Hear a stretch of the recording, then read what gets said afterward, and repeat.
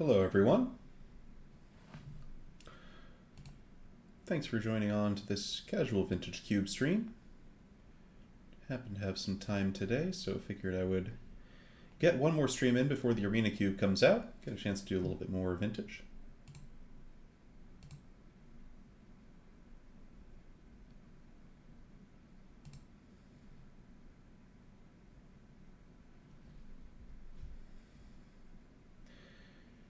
Last time I hit 3 straight 2-1s, so gonna be looking for trophies this time. And what have we here? Okay, a lot of cards that work in different decks. Nothing that's an obvious first pick. Yeah, Mestastic, I'm practicing my Storybook Brawl off stream. Maybe we'll do a bit here if the first draft is just miserable. I have been enjoying Brawl this season. So, a bunch of reasonable picks here. Badlands, Emrakul, Goblin Welder, Venser is pretty good in a lot of things. Draga Tree Speaker is a good green ramp card. Just Time Spiral is good for forcing the storm thing. It's just kind of what you're feeling. And am I feeling mostly non-committal? If I'm feeling mostly non-committal, I could just take Badlands. Badlands is, has a straight up dual land, probably the best card in the pack. Fits in a lot of decks. Yeah, none of this stuff is like compelling enough for me to grab it, because if you first pick an Emrakul, there's a, high chance that doesn't make your deck.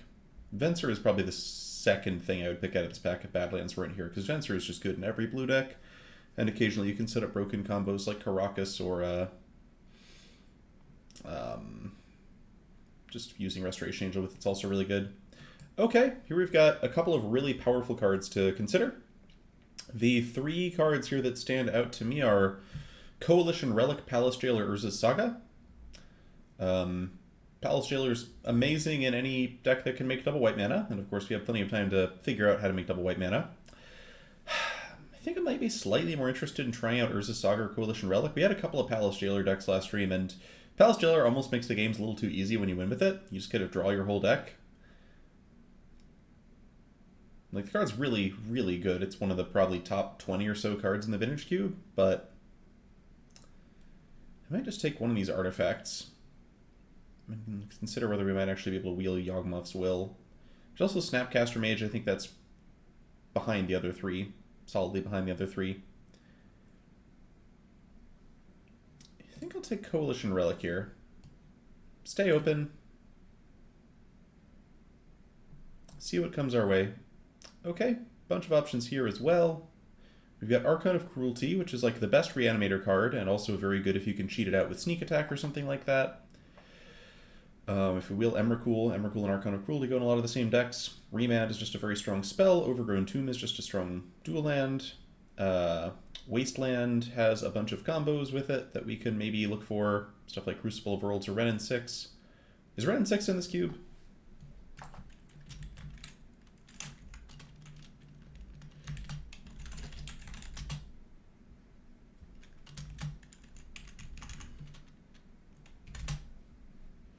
Okay, Renin 6 is in the cube. Do I want Wasteland, Remand, Tomb, or Archon? I think Wasteland almost always wheels. I think I'm just going to take the Tomb here. Alright, now we've got Gonti, Arid Mesa, Baleful Strix. Baleful Strix is great in just like multicolored nonsense, which is a deck I'm always down to play. Gonti is a lot of fun, but not that powerful. Court of Bounty is great if you're doing the green ramp thing, or if you have a lot of creatures. I don't know that we're necessarily going to be in either of these positions. May just take Arid Mesa again. It's a little boring, but one of my favorite things to do in this cube is just start with a bunch of fixing and see where the cards take me. Arid Mesa is now a tri-color source. It's pretty easy to make it get 4 different colors if we can pick up 1 white dual land. Okay, now we got Ramunap Excavator, which is interesting. Excavator gives us some direction. If we can wheel Wasteland, this card's really good. It's great to pick up more fetch lands with it. That's pretty much all you can do with it, but it's very good at doing both of those things. With Fast Bond, a card that people sometimes pass pretty late, it's pretty great. Vraska's also solid. Vraska definitely does good work. Rakdos Signet goes pretty well with the mana base we have so far and kind of puts us into rampy colors. I'm kind of interested in Excavator. I think there's a good chance we can wheel Wasteland. An excavator sets us up to do some potentially fun things. All right. Here I'm seeing Bolus's Citadel and Avacyn's Pilgrim. And yeah, Mistastic, they really, really do. I think they went a little bit overboard with the Vow cards. It's a small set. You don't need to throw in 8 cards from it or whatever. So Pilgrim, Citadel, Pilgrim, Citadel, Pilgrim, Citadel. I like that Citadel kind of goes together with a bunch of the stuff we're already trying to do. Stuff like Fast Bond or kind of other extra land type spells, Oracle Moldiah. I don't think we're necessarily going to be combo heavy enough to want to take Imperial Seal. Let's just grab Citadel. Avacyn's Pilgrim is also a totally reasonable pick there. Okay, so we've got a reasonable body in Pelucranos. We've got Wheel of Misfortune. What does this card do again? God, do I have to read this? Okay. So it's like a burn spell. You take a bunch of damage and you get to cast Wheel of Fortune. That doesn't seem very good. Makeshift Mannequin is okay if some of the Reanimator cards wheel. Probably just going to take Boros Signet here. Do rampy things. Okay, Giver of Runes, Vindicate, Blooming Marsh, Green Sun, Zenith. So Zenith is a way to fetch out Ramunap Excavator if we end up wanting to do that. Blooming Marsh doesn't seem that exciting. We do have a black and a green card. Doesn't mean we're necessarily black-green. Vindicate's always pretty exciting. If we end up doing the Wasteland thing, it helps us double down on land destruction. Yeah, Vindicate's just always good. I'm just going to take Vindicate. Multicolor Nonsense is officially here. Alright, so Arid Mesa can already... Arid Mesa fetches green if I take Stomping Ground. I think Jiraga Tree Speaker isn't that important. I think we're already doing a lot of ramp here. Goblin Welder doesn't have... Goblin Welder Bolus's Citadel, I guess, is really strong if I can set that up. Yeah, maybe I take Welder. I think Stomping Ground is solid, but I'm not sure we're going to need... I'm not even sure we're playing red yet. I guess if we take Goblin Welder, we're playing red. I think Goblin Welder Citadel is interesting enough to be worth a shot. Somebody passed us Palace Jailer, so I'm going to take Palace Jailer now, of course. Palace Jailer is just busted. Yep. Alright, so colors are kind of all over the place, but we have lands to support a bunch of stuff. Goblin Welder points us toward being kind of interested in stuff like Doretti. I would be interested in picking up a Crucible of Worlds if we could. Looks like we're not going to get Wasteland, so now do I want Eternal Witness or Rockfall Vale?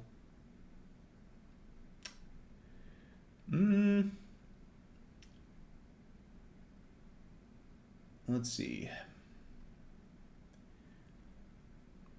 Probably gonna be just the Vale here. I think we'll just take Vale. Keep the mana good, and now I'm kind of interested in Court of Bounty. I'm thinking we can maybe turn this into a pretty good Court of Bounty deck. Not that I've ever cast this card in my life before, but first time for everything. Here, let's take Regrowth. So I would still love Strip Mine if we could find it.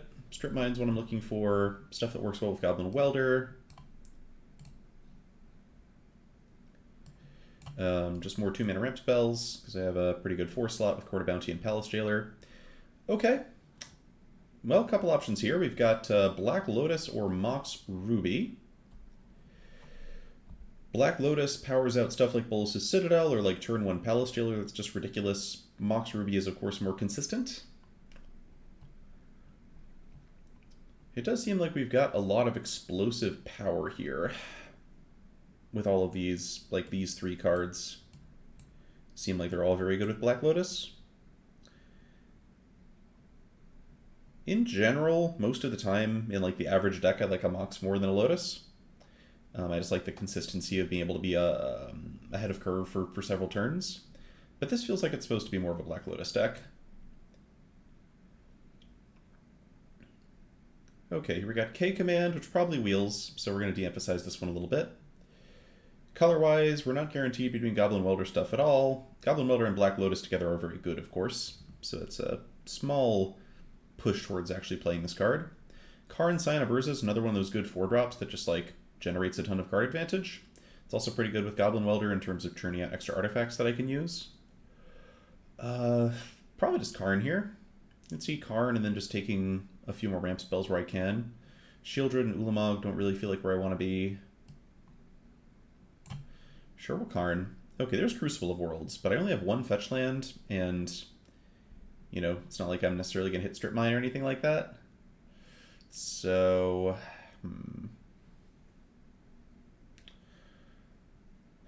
not in love with Lingering Souls. Nissa is pretty good, I guess. Nissa with the Overgrown Tomb I've got. Yeah, probably Nissa over Crucible here. I guess she's more exciting if you're ramping into really big cards, which we're not doing. We could also take Cultivate. Perfectly fine ramp spell. It's pretty exciting to cast off a Black Lotus. Although the fact that we have a bunch of good forest ramp into makes Cultivate a little less exciting relative to other things.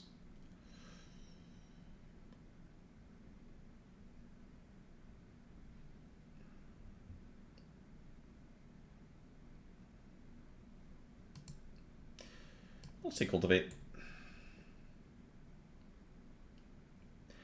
Okay, Hexdrinker is pretty exciting. Hexdrinker is just a good ramp payoff that also happens to be a good early spell. I think I like it more than Maelstrom Pulse. I think I like it more than Blackcleave Cliffs as well. We're still not necessarily playing red. We could be just Abzan ramp. Circle of Dreams Druid just isn't a very good fit for what we're doing. Yeah, this just feels like Hexdrinker week. Watery Grave like lets us maybe splash into blue. We don't have any fetch lands that can get it yet. I think it's starting to look just more like we're Abzan mid-range. Recruiter of the Guard can hit Romunap Excavator and Palace Jailer. Being able to hit Palace Jailer is pretty exciting. It also gets Hexdrinker and Goblin Welder. So this does a lot of stuff. Courser of Crewfix kind of fits in well with our ramp theme. It would be nice to have some ways to play more than one land per turn. Grist the Hunger Tide is also pretty good, I hear. You know, actually, I think I want to try Grist the Hunger Tide. I haven't played this card yet. I kind of want to try it out, see if it's good. It also is nice that it can mill over lands that Romunap Excavator can then pull out of the graveyard.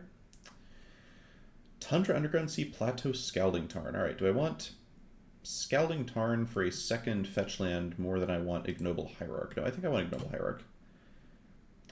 1 mana ramp spell that hits like 2 or 3 of my colors is nuts. Okay, now we got Acidic Slime, which is a pretty reasonable card. Acidic Slime, Old Rutstein, Arbor Elf, Sword of Feast and Famine. Might just be Arbor Elf. I like several of these cards, but I think with Coalition Relic, Grist, Vindicate, it's starting to look more powerful to be able to put out turn 1 ramp cards. So we gotta be careful about our forest count with that one, but it seems good. Magus of the Order has nothing exciting to go and fetch. Tovolar's Huntmaster is a reasonable ramp payoff, I guess. Or there's just Duress. This doesn't seem like a deck where Duress is particularly exciting, but I might like this more than anything else. Fallen Shinobi is great, but we'd have to splash into blue for it.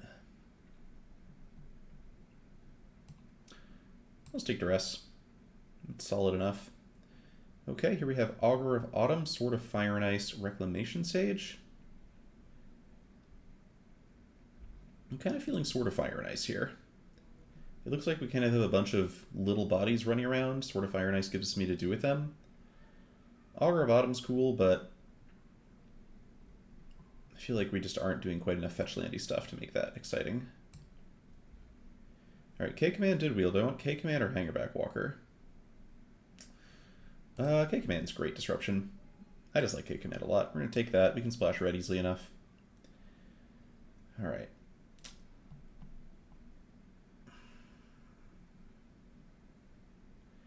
Here I think just PN, Kieran, Nalar. We're kind of starting to look like we want a lot of tokens in play.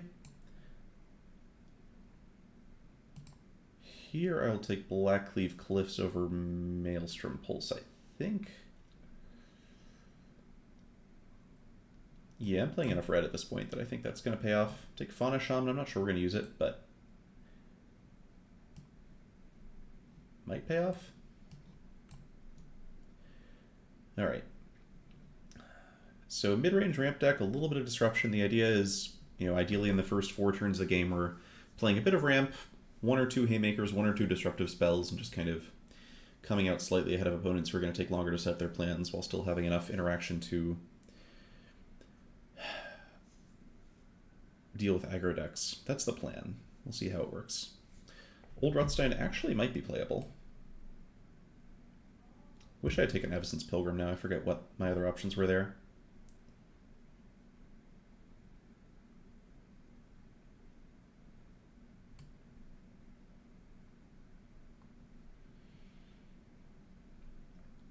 So what are some other cards I would love? Thoughtseize, Sinkhole?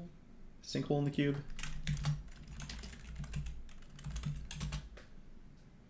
They took Sinkhole out?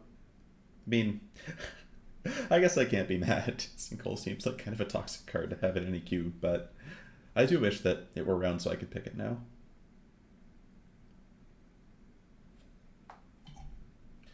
Ancestral Recall, alright. Oko.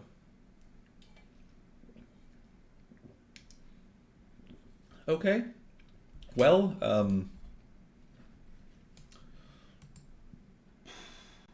this is a lot. Two just absurd blue cards. I'm not sure which of these is stronger. Probably Ancestral stronger. It's like incredibly easy to splash. I should clearly take one of the blue cards here. Nothing else is even close. Sorry, Hindu Turok.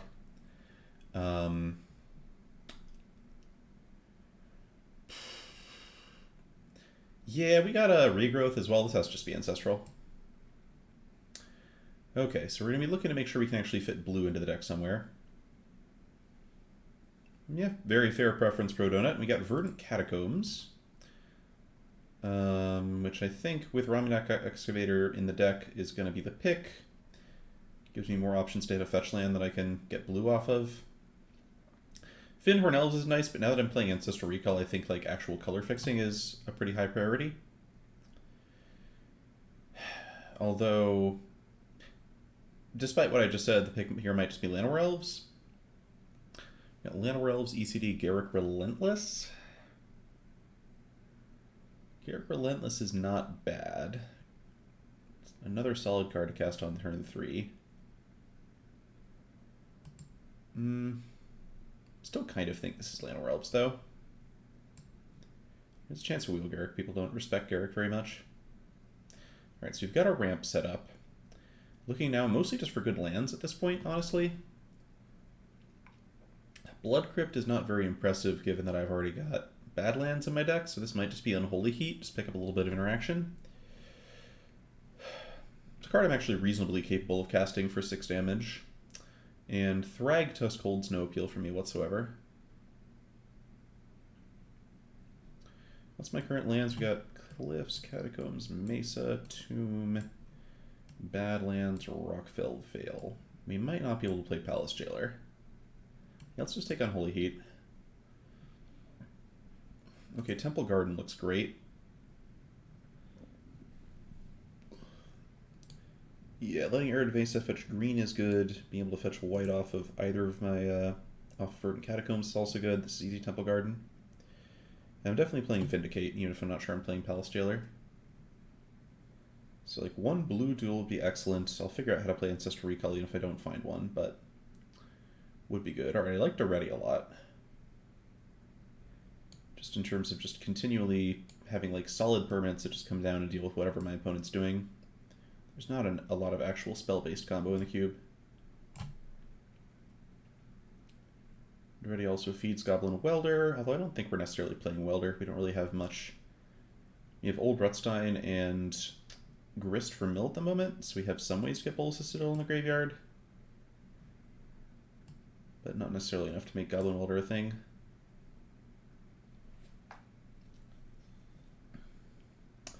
Uro. Wow, this would be a great Uro deck if I were playing blue. Might take Uro anyway. Just shove some islands in here, see if I can make that happen. There's also Omnath. We've got a couple of fetch lands, and we already have Ancestral Recall. Yeah, actually, if I was going to take Uro, I should just take Omnath instead. Sorry, Spirebluff Canal. Alright, we're going to figure out, we're going to get a blue dual land here. Someone's going to pass us a blue dual land here at the end. Or a Manamorphose, or a Search for Tomorrow. Is this actual factual Manamorphose? Just to make our colors work sometimes?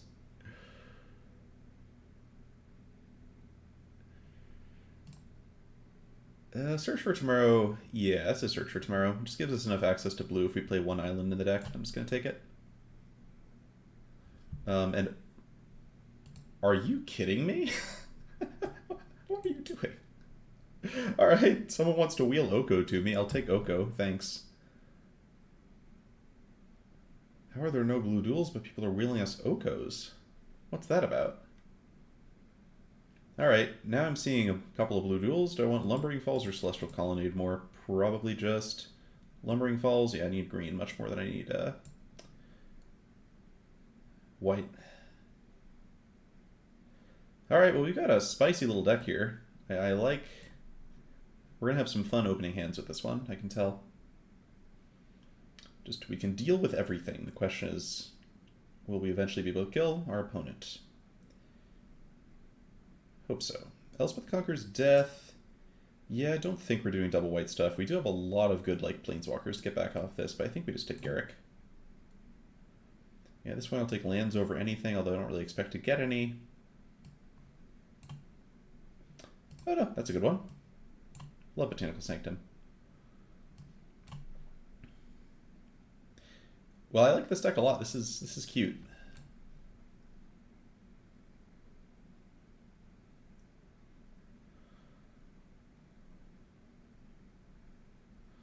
Although I don't actually think it supports Bolas's Citadel. Now that I think about it, triple black is going to be a little much. Let's cut Bolas's Citadel and Fauna Shaman.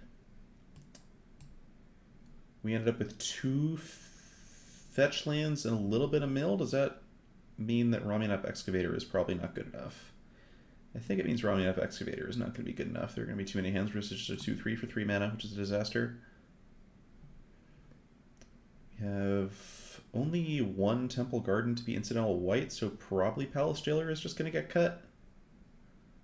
We do have the Boros Signet, which I could play. I already have room to play a basic Plains.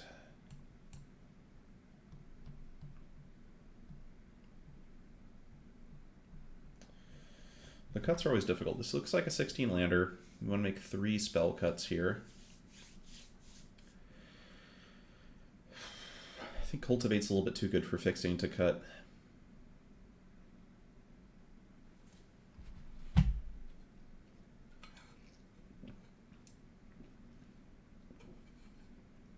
I guess as far as Palace Jailer goes, we've also got Arbor Elf. And just the combo of Arbor Elf plus Temple Garden lets me cast Palace Jailer.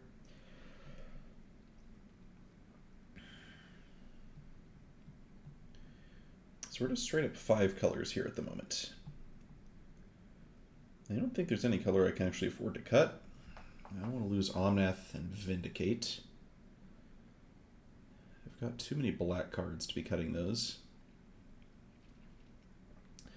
But probably cutting double colored cards would be a reasonable compromise. So Pia and Kieran stand out as not being a good fit.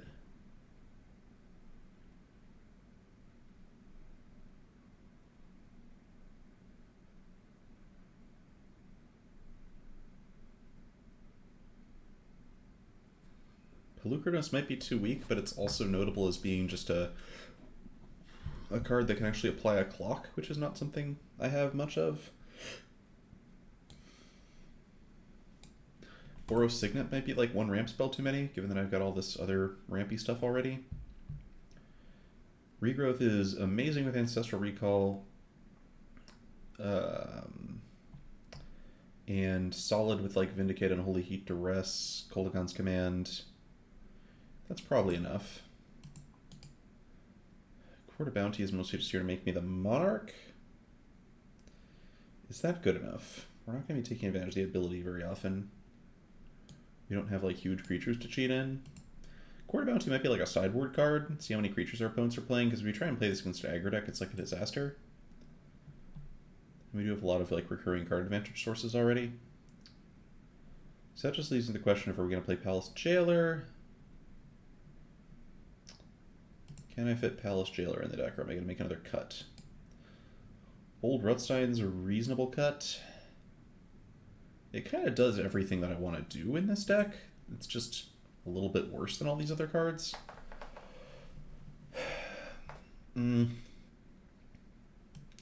Yeah, I think Old Rotstein just looking at the power level of this card compared to everything else I have, I think Old Rotstein's the cut. Could be Pelucranos.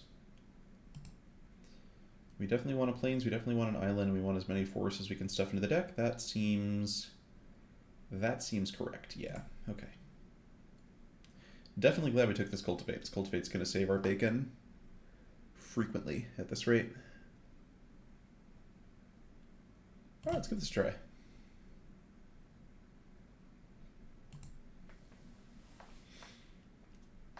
This is going to be somewhere between pretty bad and pretty good. Maybe pretty bad and great. We do have a lot of ramp. And Black Lotus and Ancestral Recall.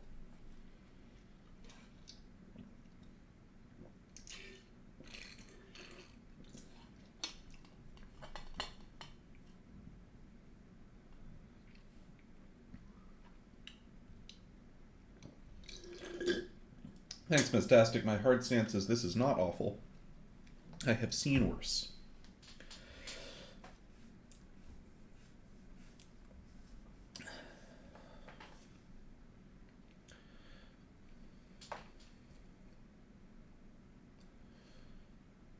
As long as we have like 2 Planeswalkers in play by turn 3, we'll be fine. That's my motto.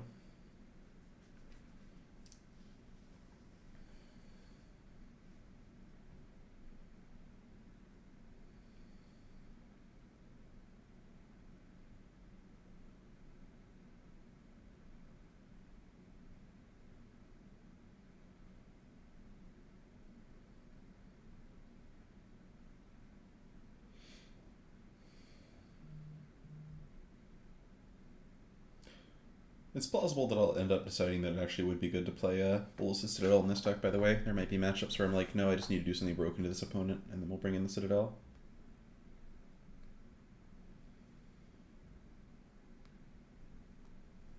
Come on, opponents. It's finished cube season. Get in here.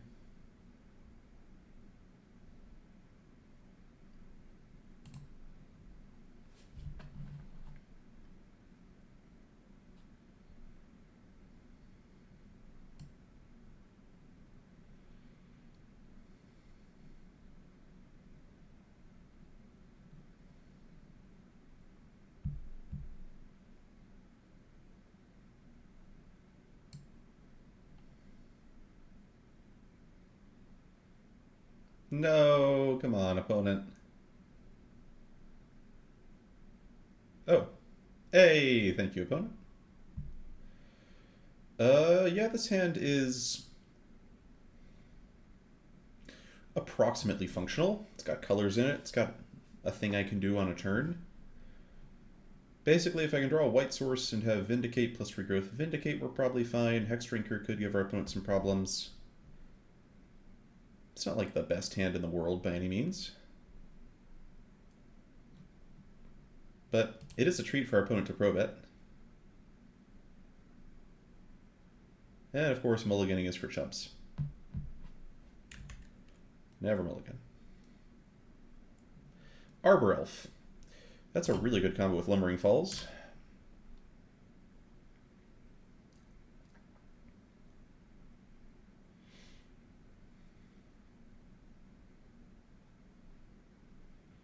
But I do have 3 different outs to hit Temple Garden next turn. If I hit Temple Garden, this hand goes off. There's also Black Lotus. Am I doing that now? What does Black Lotus even do for me here? I mean, I could cast Vindicate a turn ahead of schedule. I think I might want to use Black Lotus to be like Surprise Hexdrinker. There's not really any value to casting Arbor Elf here. Yeah, let's just go with... you can't level up at instant speed, no. But I mean, surprise is in my opponent is expecting that they can untap and kill my Hexdrinker, where in fact they cannot untap and kill my Hexdrinker. Hey, Necrocista, we got a spicy deck here. Alright, but it is straight up blue-white control. They are casting Naked Sword of Body in Mind, that's fine. Now, if they cast a Palace Jailer next turn, that's going to be a problem, but Actually, Palace Jailer next turn would not be a problem. So go ahead and try it, opponent.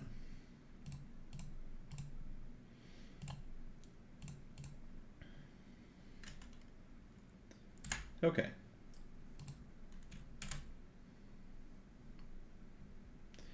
Hey, nice, Nacra. Yeah, Prodona. I mean, Figure of Destiny is like one of the best Magic designs of all time. Of all time. Undeniably really fun. Alright, so we're looking for now white sources. We have Search for Tomorrow suspended. Search for Tomorrow is going to get us a Plains if it resolves. I'm going to start vindicating the opponent's lands and regrowthing the Vindicate to keep them off balance.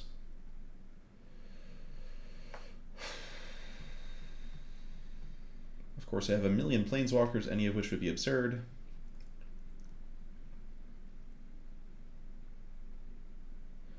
Yes, Necra. Figure of Destiny here. It's extremely similar.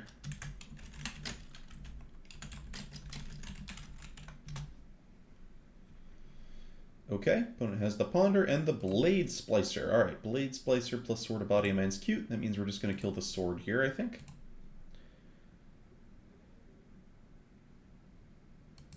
Assuming they let us.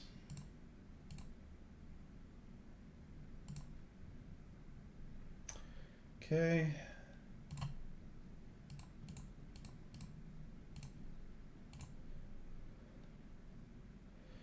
Vindicate the sword, and I think we just give Hexdrinker protection from instants, make it a 4/4. Actually, can I give it protection from everything now? With Black Lotus, I can just give protection from everything. Yeah, it seems pretty good actually. Let's just give protection from everything and see if we can kill them. I feel like they're probably not going to Wrath me, and even if they did. Oh, actually, we can't. Darn, I miscounted. Never mind. Never mind. Protection from instants it is. And we are chillin'. So opponent's got to deal with Hexdrinker. We can bring it back if they just kill it.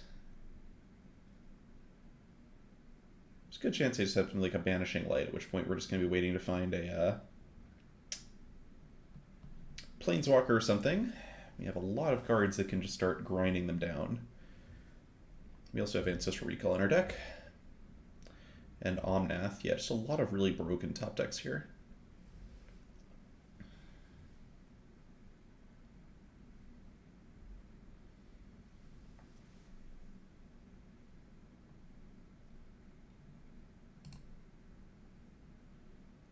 Interesting. What does this mean? What does this attack? There's not Burn, there's not Pump in this cube. So what could this attack possibly be?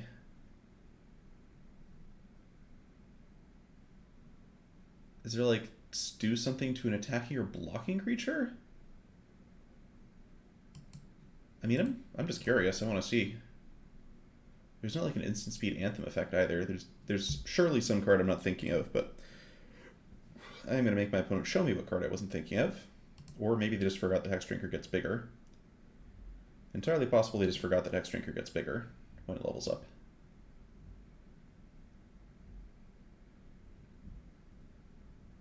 There's no Revolt here.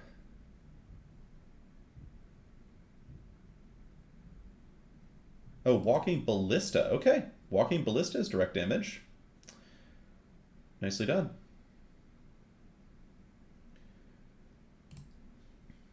Okay. Cool. And did not kill Arbor Elf. Huh.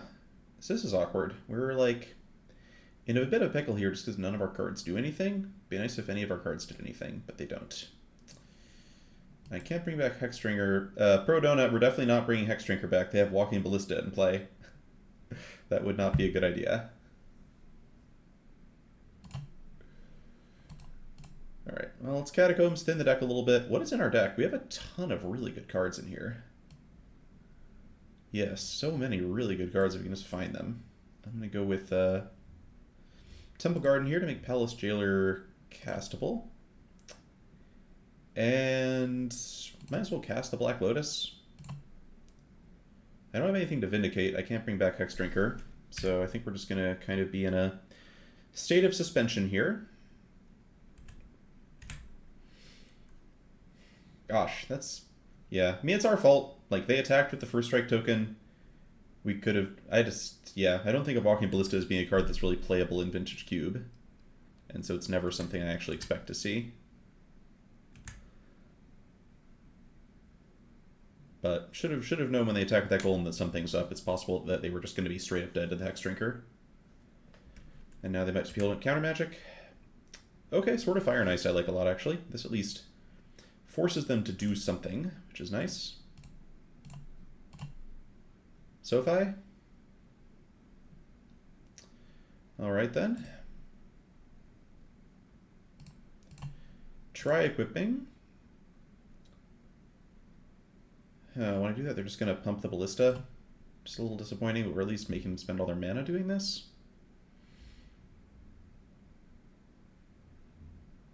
Yep. Yeah, this Walking Ballista is honestly just kicking my ass. Very awkward.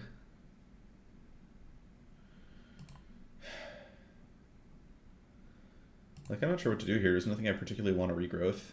I think we just chill. They still have no clock, really.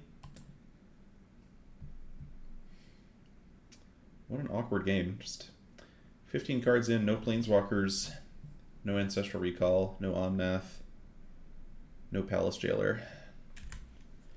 Just lots of problems.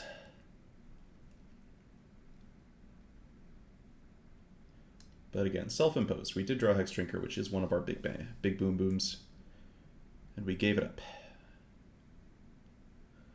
Okay, opponent does not attack. Opponent is aware of Lumbering Falls here. Doesn't want to throw their Walking Ballista at that, which I respect. If I draw a blue source, like our other blue source, we could also start... Okay, Duress is not bad. Duress at least lets me figure out what the heck is going on in there. Maybe.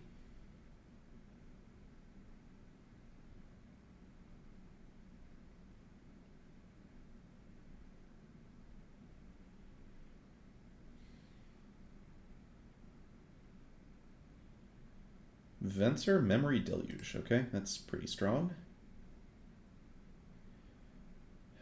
Some chance I just look at my opponent's hand and scoop. Like if they turn out to have like 3 counter spells, then I'm not going to win this game. But let's see what information we can glean.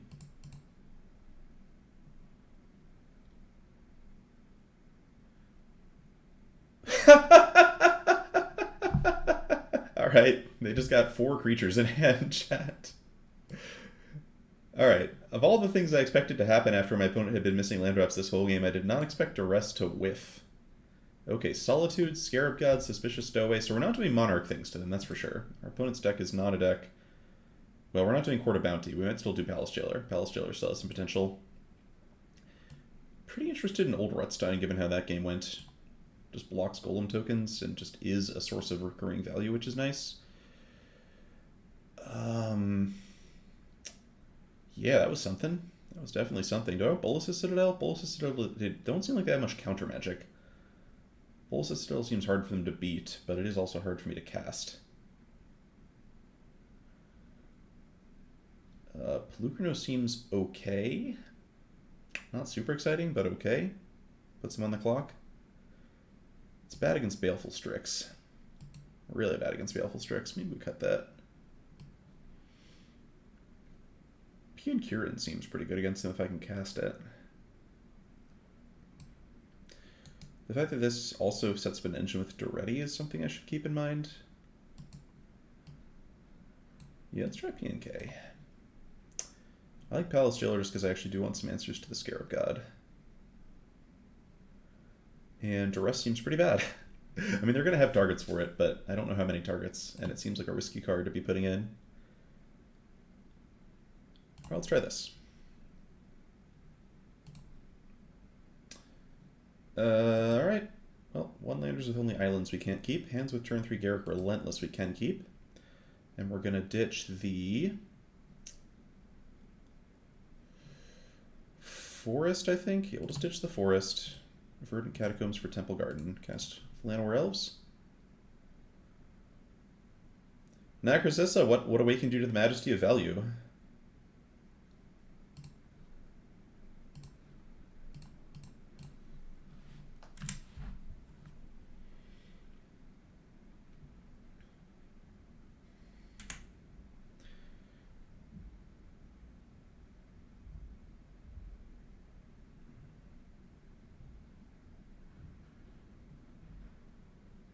Yeah, so note to self, if we had just leveled up our Hex Drink, our opponent was just going to die.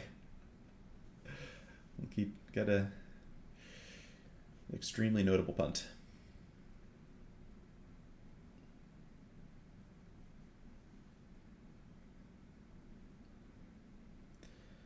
Wow, Necrozissa, that sounds exciting.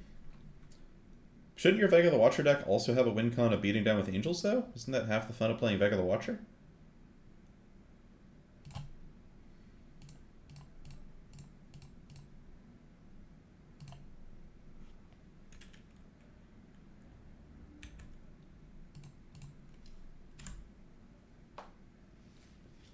Could have left up Unholy Heat, but next turn I can cast Garrett Relentless and Unholy Heat if need be. Suspicious Stowaway? Walking Ball? Oh, I'm sorry, Pro Donut. It's Walking Ball. Are we killing Llanowar Elves? Feels like you're just supposed to use that as a removal spell for Llanowar Elves. Correct. Good. Alright, here comes Garrick. Ignoble Hierarch is, yeah, not terrible. As Mana Dorks go, it's at least something. Don't daze me, bro. We didn't see daze. Yep. Alright, turn 3 Planeswalker. We actually did the thing the deck is supposed to do. Let's see how it goes from here.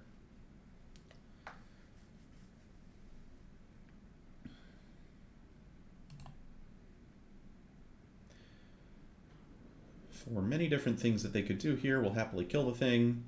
If Garrick gets to flip into tutor mode, we can go get Palace Jailer maybe. No, Garrick. That's sad.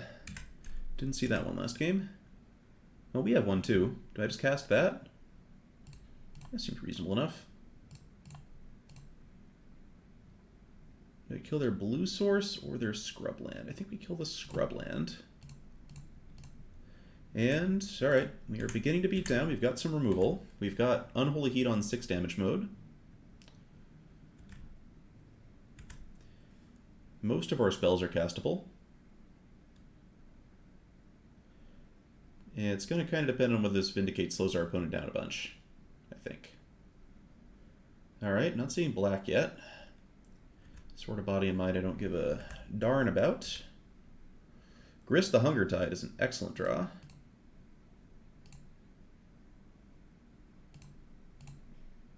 Whoops.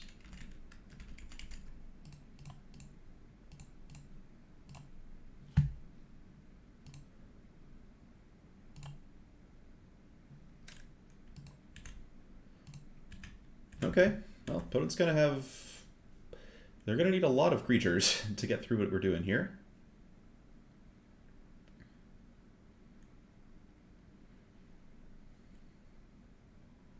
And we milled a Useless Forest.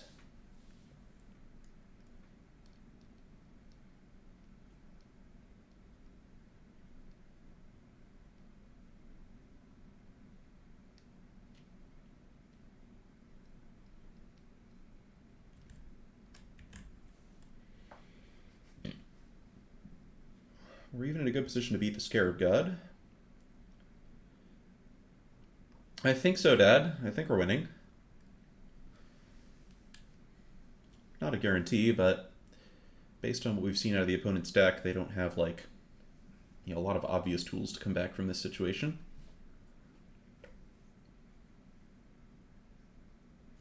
Thraben Inspector? Okay. That's fine. Sure.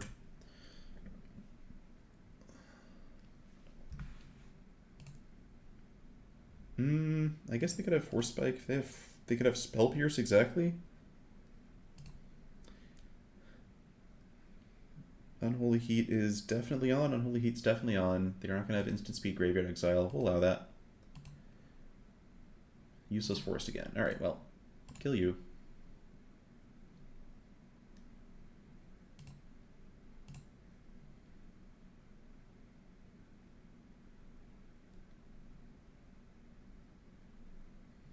What is Grist's ability? Each opponent loses life equal to the number of creature cards in your graveyard. Okay, we milled Ancestral Recall, which is actually not too bad, given that we couldn't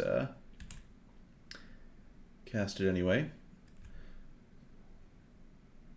Exalted is an ability captain. It If your creature attacks alone, it gets +1/+1 until the end of the turn. Alright, if they have another cheap creature and they can equip Sword to that creature, we might be in trouble. I'm really hoping that their plan is to cast Scarab God or something. Or Instant Speed Solitude, something like that. I guess we can't really beat Solitude here.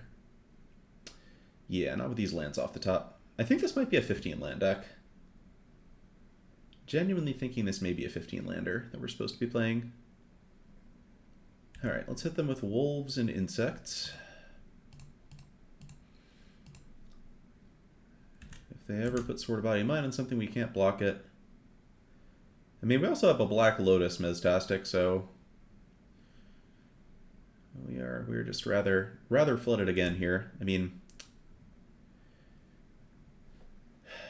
honestly, Old Rutstein seems great though.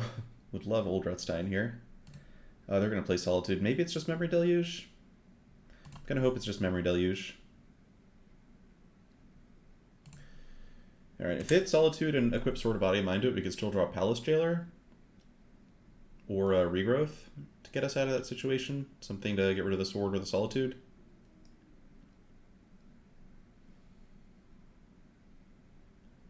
Smells like Solitude.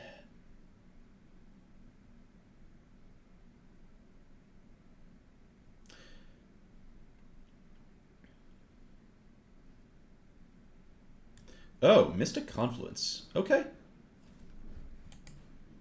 Sure. That one is fine, actually. Kind of fine. We're not in imminent danger of dying. And they still do need to find, like, something they can cast and equip. They have a lot of options now. Even something like a Baleful Strix is pretty annoying. But actually, as long as it doesn't have lifelink, we do just have a bunch of tokens. Palace Jailer. Yeah. Love Palace Jailer. Give me yeah. Sure. I would love to draw an extra card here. Hey there, Fluffy Face. Doing good, doing good. Alright. I mean, it's kind of exciting just because I think drawing an extra card helps me here more than it's likely to help my opponent. Just need to find something. Need to find something here. Not another land. Palace Jailer of my own looks great. In fact, I guess we'll just do that, right? That seems like the best way to go about this.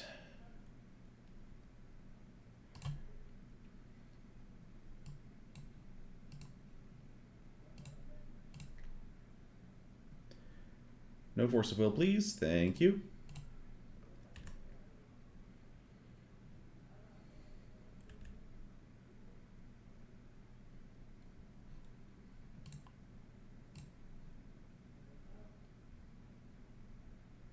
Old Rotstein got milled. That's sad. On the other hand, that puts us one bit closer to killing our opponent with the ultimate. Yeah, that should have been I guess I should have left an insect back technically, but it doesn't really matter. And the draw is Arid Mesa, which does not get me blue. So it doesn't turn on like Oko.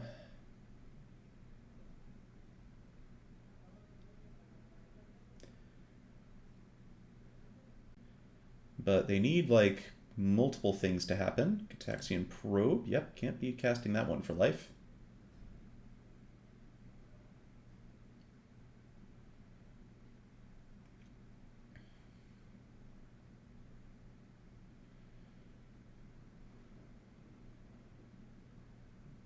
Uh-oh. They have a Wrath? Nope. Cool. Alright. Scrape that one out. And again, we only had, like, did not have a lot of cards that really did much. Alright, Duress. Hitting Sword of Body and Mind is not the worst. I still think it seems unreliable. Still don't love Court of Bounty. Pelucranos. It's just not very good against Palace Jailer. Don't like Adeline. We're just not doing enough white stuff for that to be good, I don't think. Yeah, I feel like I'm cool with this. 16 lands in the draw.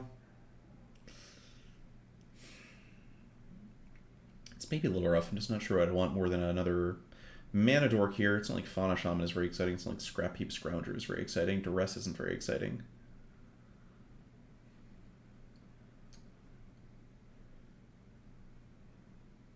I guess we saw Mystic Confluence. Mystic Confluence is a pretty good card to hit with Duress. I might bring in a Duress on the draw.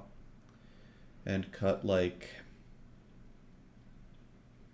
a Boros Signet, potentially.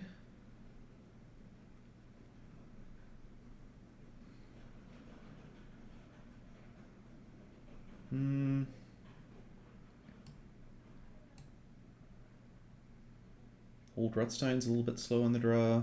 I like Sword of Fire and Ice.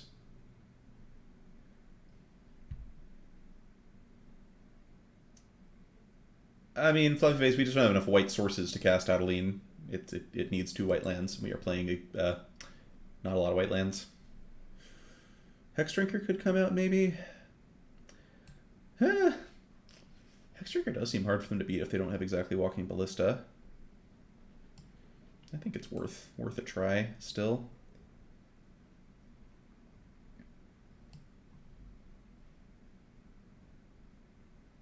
Yeah, let's just dump Boros Signet on the draw.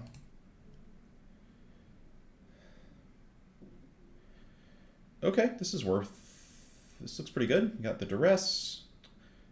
If your opponent has like Suspicious Stowaway in their hand, we're going to be in a lot of trouble, but I like Oko, I like Cultivate.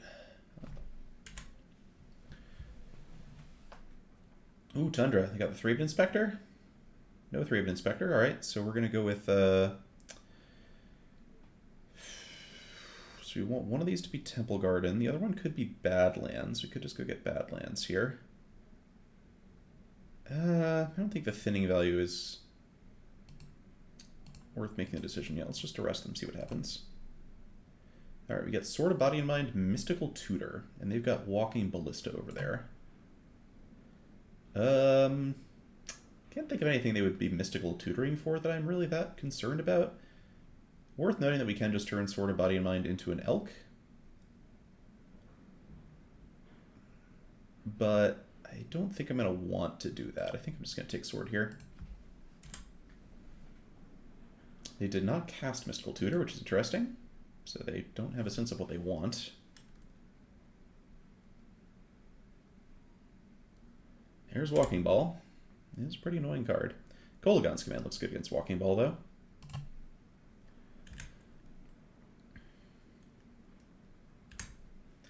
So Arid Mesa is going to be getting Temple Garden here.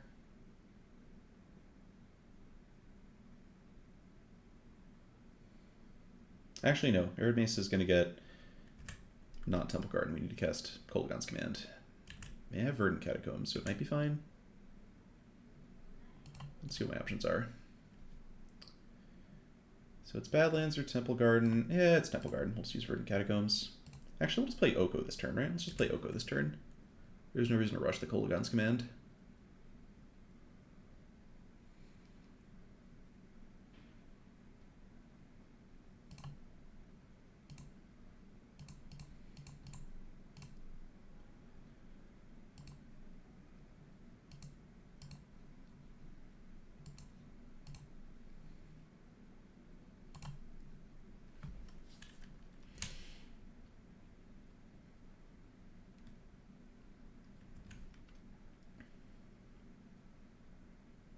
Okay, there's the Mystical Tutor.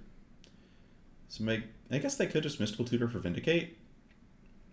But if they want a Mystical Tutor for Vindicate, that's fine. They're welcome to spend 2 cards. Yeah, they're going to spend 2 cards killing Oko. Then we get to Kolaghan's Command, take one of their cards. Which puts them to 1 card and me to, well, 1 card as well, but a lot of my cards are multiple cards. Sure.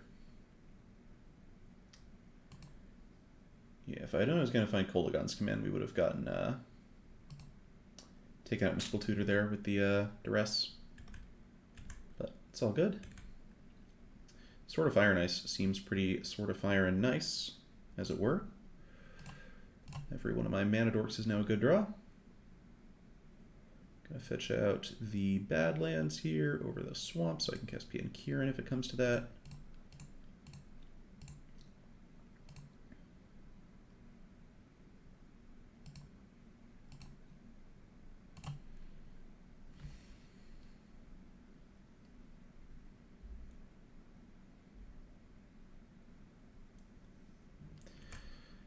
Goodbye Walking Ball, take out one of their cards. So now it's kind of a race to see, are they going to find some kind of source of card advantage first, or am I going to find something good first? Black Lotus has been kind of awkward here, honestly. But it's not like the Moxen would have been much better. Blade Splicer comes down, okay. Where to get their equipment? Blade Splicer is a pretty decent clock, but I do have a food token. And I have a Palace Jailer, which I can cast off of Black Lotus, which I guess is what I'm just going to do here. Thank you, Black Lotus. Appreciate you.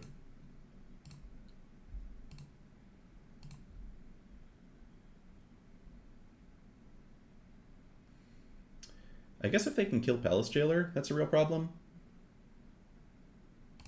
I should maybe be taking this possibility more seriously, but whatever. I didn't come here to take possibilities seriously. And we'll just go ahead and cultivate.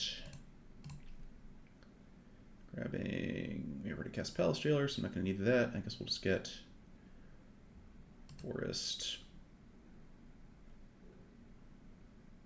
I'll take the Plains, I don't know.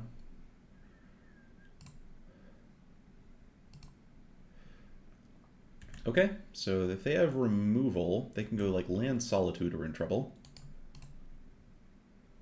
Oh, Ancestral Recall's a good one. But they need like actual creature removal or their own Palace Jailer. Okay, they have their own Palace Jailer. So it's a little scary. They get to start drawing cards, but I've got Ancestral Recall. So all I need to do is get a creature past them, and then I get my Palace Jailer back. So this is fine. I think. We'll see how fine it turns out to be. They didn't attack. Well, attacking is a bizarre choice.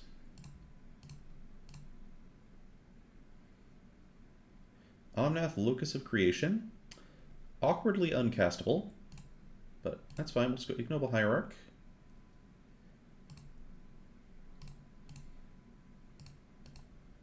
Sword Equip.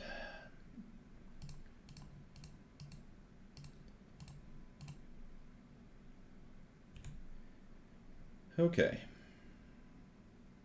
So opponent's on 2 cards a turn. They have Solitude. They've got... Scarab God doesn't scare me because I've got the sword. They've got... Skyclave Apparition is not a card I had seen from them before. That's not good. Alright. It's going to be an interesting fight. This attack seems risky. Sure. Alright, we might lose the Monarch battle. Hex Drinker seems like a pretty good way to not lose the Monarch battle. Do I have 1, 2, 3, 4, 5, 6, 7, 8, 9 mana?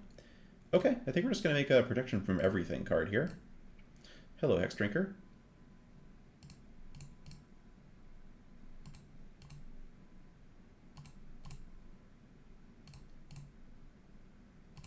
Gosh, this card's really good. This card seems underdrafted in the cube, honestly.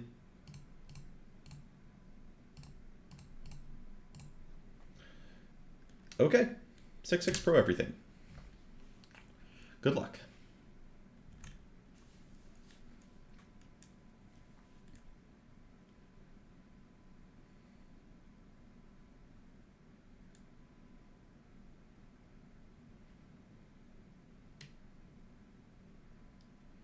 That had to be the best draw on the deck.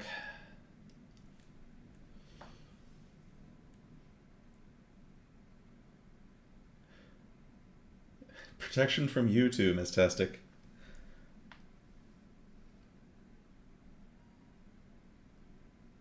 Opponent would need like a Wrath effect to get through us here, I think. Or like a Council's Judgment. If they have the Wrath, going Omnath into Lumbering Falls immediately puts 2 creatures on the board that can get the Monarch back. Yeah, Wrath is fine. Oh yeah, Wrath just gives me a creature. Never mind. Wrath gives me the Skyclave token immediately, which is even better. Even better. Oh no, Fluffy Face? No. I mean, well, the cat can't get the Hex Drinker here, which is nice. Alright, so we're going to block Palace Jailer. We're not going to block Skyclave because if they do have Wrath, we would like to get the token back off of it.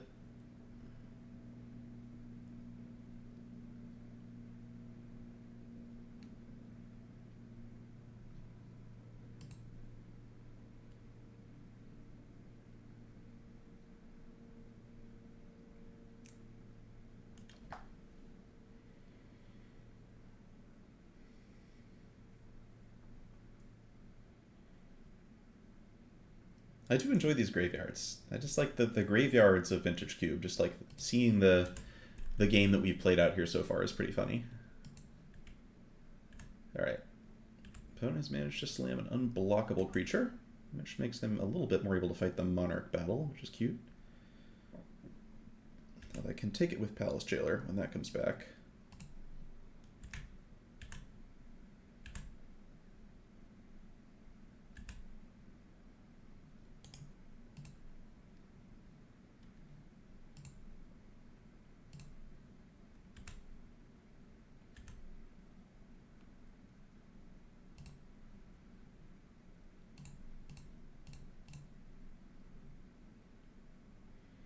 So we can do the Omnath mana generation thing with Search for Tomorrow, but it doesn't seem like it's going to be all that helpful. Like, so we might as well do it.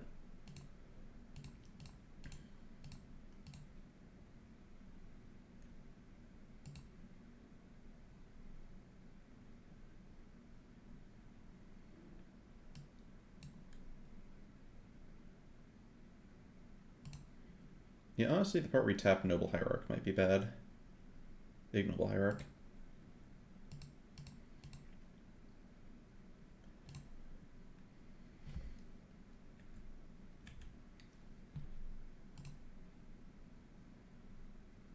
Oh, Unholy Heat's fantastic. Unholy Heat just puts this one right out of reach.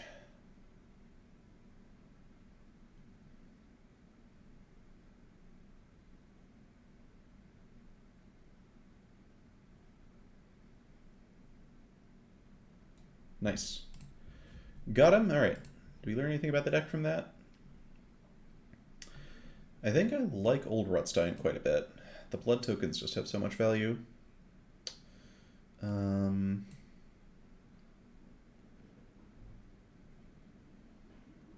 And yeah, Boros Signet might just not be great.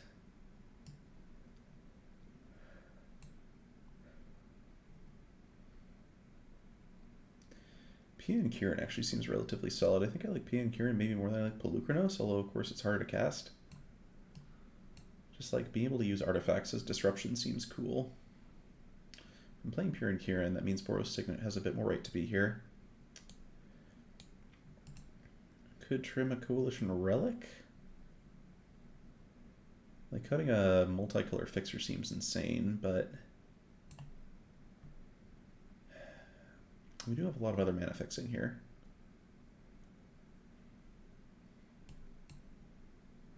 And we definitely were feeling kind of just generally flooded in all of those games.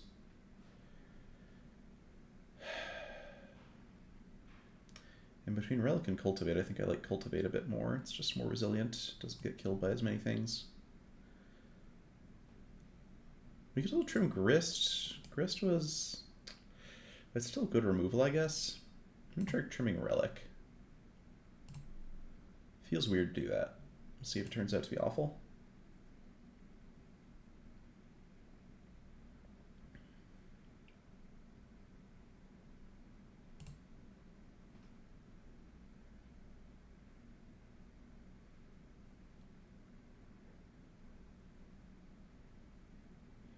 Okay, that is almost a turn 2 Oko Thief of Crowns. There are some draws we have that could turn this into a turn 2 Oko Thief of Crowns.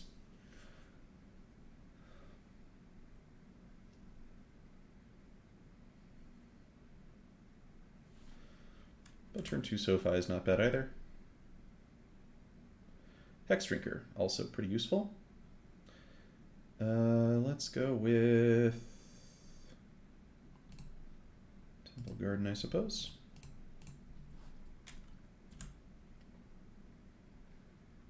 So we've got the Sword of Fire and Ice. We can threaten to equip it on turn 3, follow up with Hex Drinker if they kill Arbor Elf. Sure. Didn't need that one too much.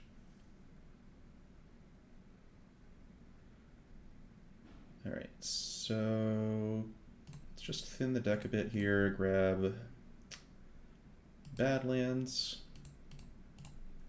Hex Drinker level up.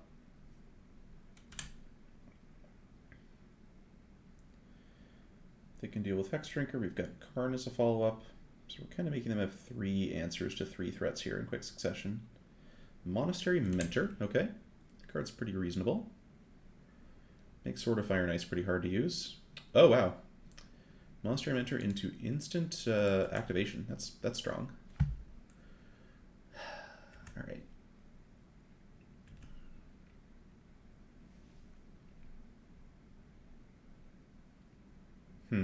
Yeah, Monastery Mentor might just kind of kill us if we can't remove it immediately. That card runs away with games. We don't have that much removal, but I was going to say we had a lot of outs against it. Search for Tomorrow gets an island, but it's not quite fast enough. I think this might just be a try to level up Hex Drinker and kill them kind of game. Like just level up 3 times and level up 4 more times, but Monastery Mentor is a really good clock. Could Search for Tomorrow, fetch island. And maybe that's the move. Just Search for Tomorrow, fetch island, level up Hex Drinker. Next turn we go Oko, and then we can level up Hex Drinker to a 4/4 and take out the Mentor. Yeah, it seems better. Less fragile. Opens up more options for other turns.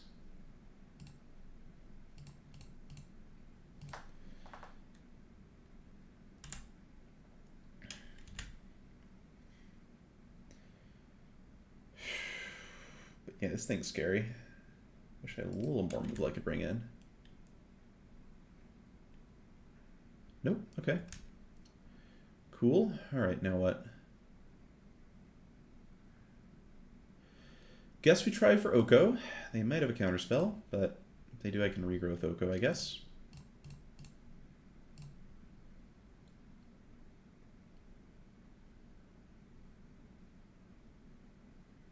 Remand, alright, sure. Okay, so we won't be regrowthing Oko, so I'm just going to level up Hex Drinker twice.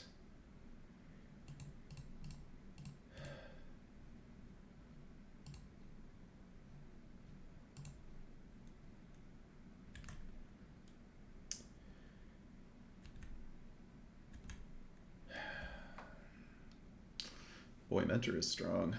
Mentor looks really strong for their deck. Ooh, a lot of colors. I can appreciate somebody playing a lot of colors.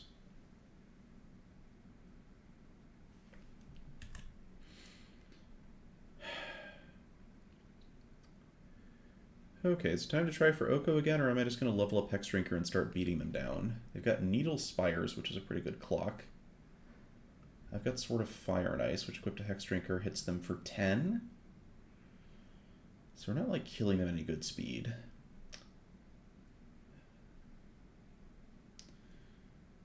I think this might just be pro everything. I don't know that Oko works at this point. Like, even if they don't have a counter spell, if they have any kind of instant they can cast this turn, like a lightning bolt or something, they get another token. They get to kill Oko immediately.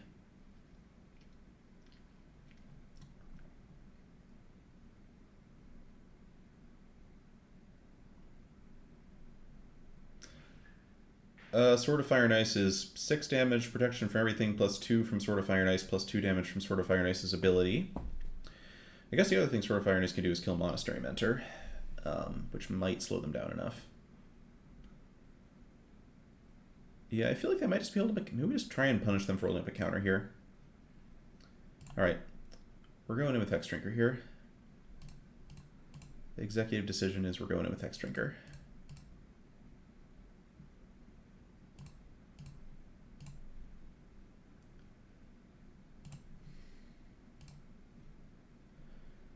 And see if we can punish them for holding up a counterspell, if that's what they were doing.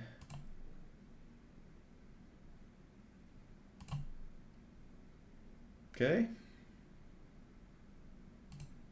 They got something? They have something. What is the thing they have? Golagon's Command? Golagon's Command, alright. That one's fine.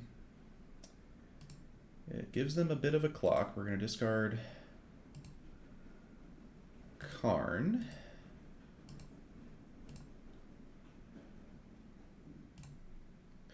Okay, so they have one spell they can hit me for 9.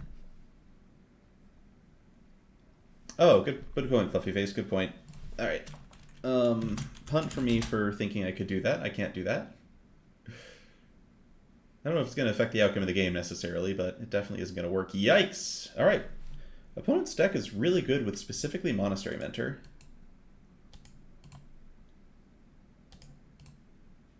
Opponent's got a great Monastery Mentor deck going here for sure.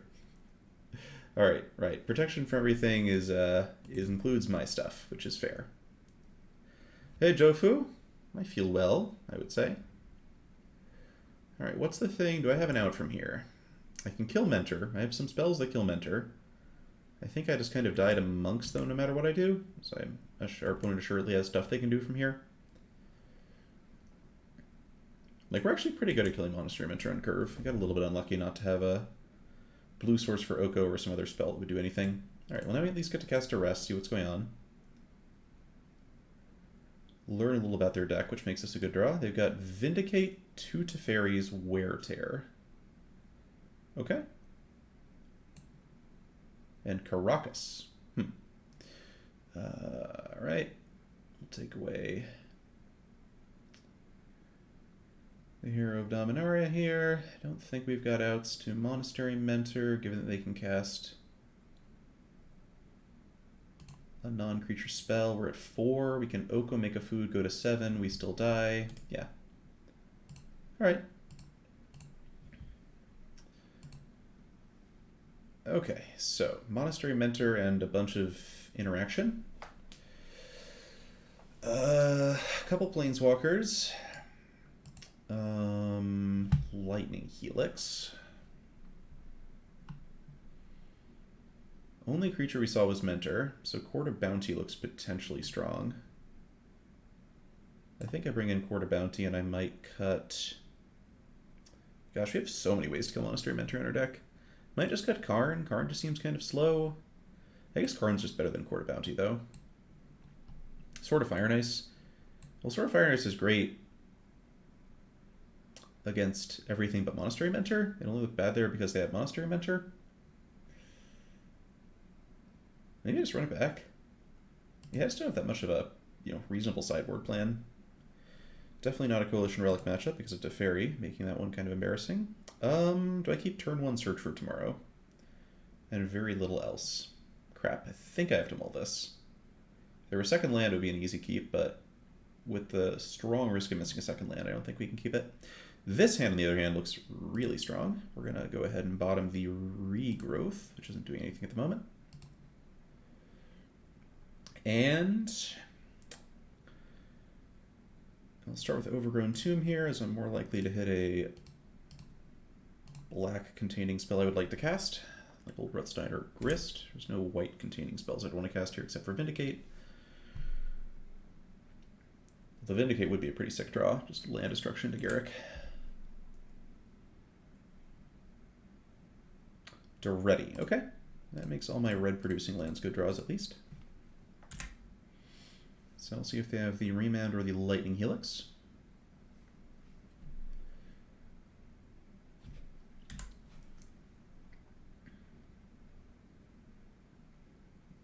Arbor Elf. Okay. Honestly, I kind of think we just equip the sword to Llanowar Elves. It's like they gotta have Remand or Lightning Helix. If they have Lightning Helix, I guess it's like a gamble, right? And I don't think they have Lightning Helix, so I think they would have skilled Llanowar Elves. So I think they have Remand. So I think we just do this. If they turn out to have Lightning Helix, then well done. But at least this way, if they have the Helix, I get to play another spell. Okay. And this just like embarrasses something like a Teferi.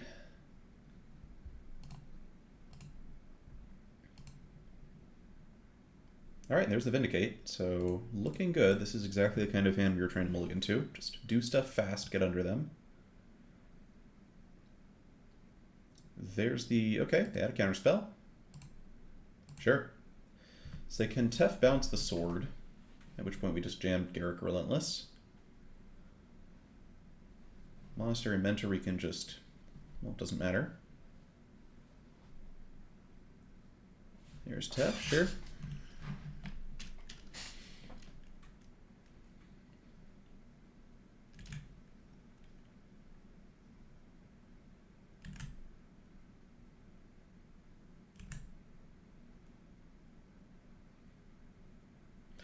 Alright, would I rather Karn or Garruk? Seems like a pretty easy, actually seems like easy Karn here.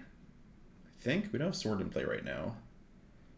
I think I just like starting to draw cards here.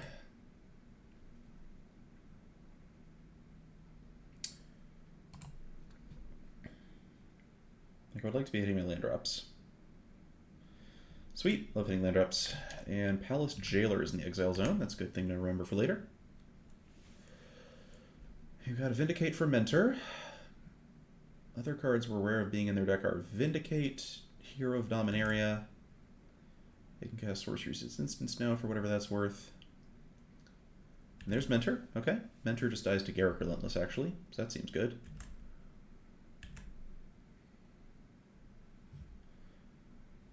Alright, found Cultivate. So I think we just plus Karn again, keep trying to hit land drops. Unholy Heat and Plains. Our opponent doesn't think we can cast Unholy Heat. They are correct, we can't cast Unholy Heat. What I could do is, I could just go Cultivate, find Mountain Island, and then Unholy Heat the Monastery Mentor, but pretty sure this is just Garruk. Is this just Garruk? No, let's actually Cultivate.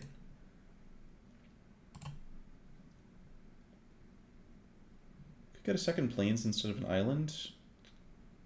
I think it's Island. Mountain. The island tapped under my control, so I can play the mountain untapped. And then Unholy Heat. I could also play Doretti and kill the Mentor, but that would force me to sack Land of Worlds, which I don't really want to do. Oh crap, if they have Gitaxian Probe, okay. I was going to say they could have cast Gitaxian Probe as an instant to save Mentor, and that would have been devastating, but I would have been surprised if they had just cast the Gitaxian Probe that turn, just to do it, since it's not like they know about Unholy Heat. Alright. So we've got Vindicate in case they have Hero of Dominaria. We've got the Karn engine going.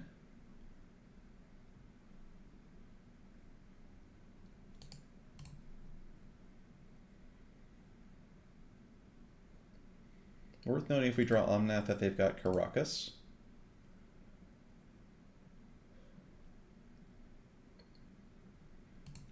And the other hidden card I have at the moment is a Plains. So we've got Palace Jailer Plains with silver counters on them. Ooh, what's this big boy? Gideon Jura. That's a good Vindicate target.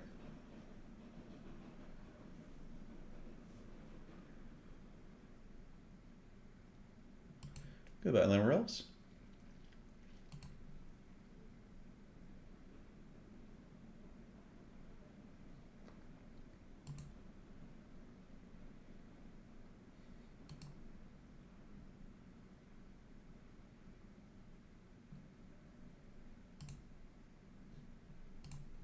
So we're just going to Vindicate Gideon now before it can be a threat to any of my Planeswalkers, and then I think we will cast Garruk at this as well. Yep, Fluffy Face. I mean, there are not that many counters in Vintage Cube, and people take counter spells rather highly, so the emphasis in this cube is definitely more on do and tap out type stuff.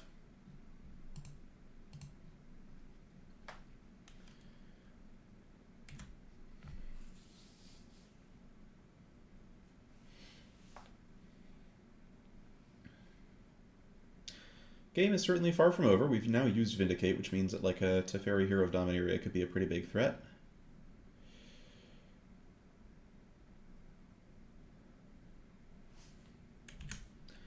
But at the moment, we definitely are at an advantage with the sheer amount of card advantage we're generating. Ancestral Recall is also a pretty good card. I think I'll start there.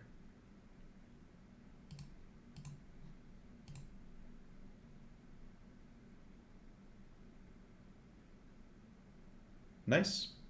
Finally drew Old Rutstein. That's great. Love Old Rutstein. What do I want to do this turn?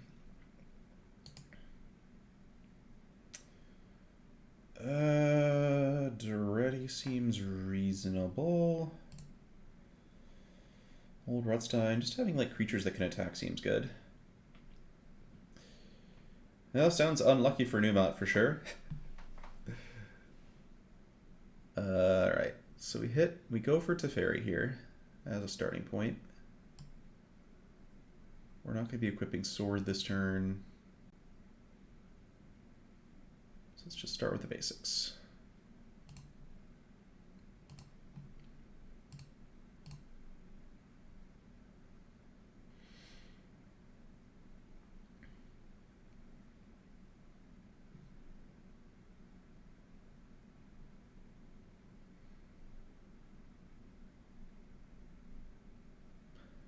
Okay, command. All right, they pick up Monastery Mentor. All right, that's a bit of a threat. It's a little bit of a threat there. Although Yarick can just straight up kill it. I guess I think actually minus Karn here. Just to get a little bit more pressure onto the battlefield. And then we'll cast Old Rutstein, leaving up mana to recast in case the opponent's got a remand. Sure. Let's do it again. Gotta be a little bit careful about cards in library once this thing's on the battlefield, but...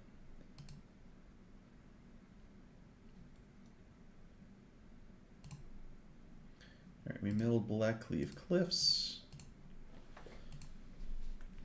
Alright. Yeah, Rutstein plus Karn just puts a lot of power on the battlefield very quickly. Still got Palace Jailer and Mag's Isle Zone over here.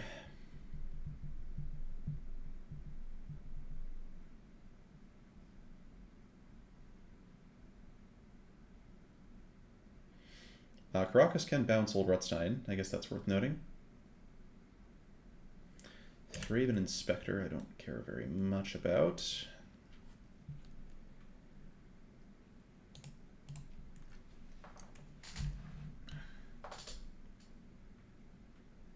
And that's it, huh? They've got Teferi's ability up, so this could be a Wrath. Huh, I'm not forgetting if we saw a Wrath in their hand last game. We might have seen one. Okay.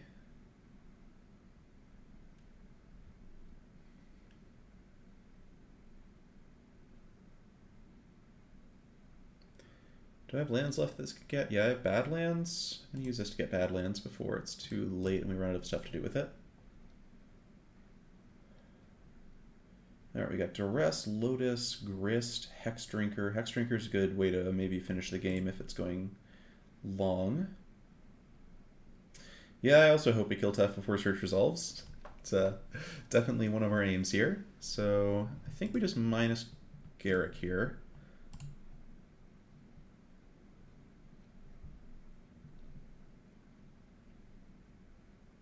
So get rid of this thing, put more pressure on Tef. Is this a Wrath? Damn, alright, that is not a card we had seen before, but good to know it's there. Looks like we're not getting Search for now. I think we might be out of basics anyway. I think we have maybe one forest left. Alright, Karn is going to go ahead and... I think I'm just going to get Palace Jailer down now. Seems like a pretty good time to do that. Just get the Monarchy. Wait, what? Wait. Huh? Is this a bug, chat? Is this a bug? Why can't I get Palace Jailer? Just... What? Chat, what happened?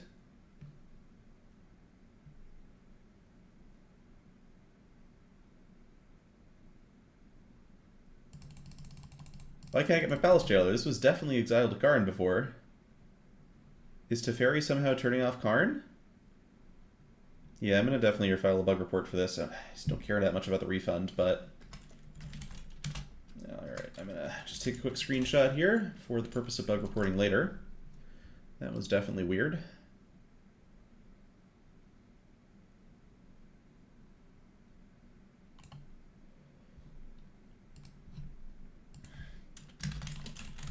Awkward. Alright, well, I guess we now know about whatever this interaction... Oh, does this mean the game just ends? Oh, we literally can't,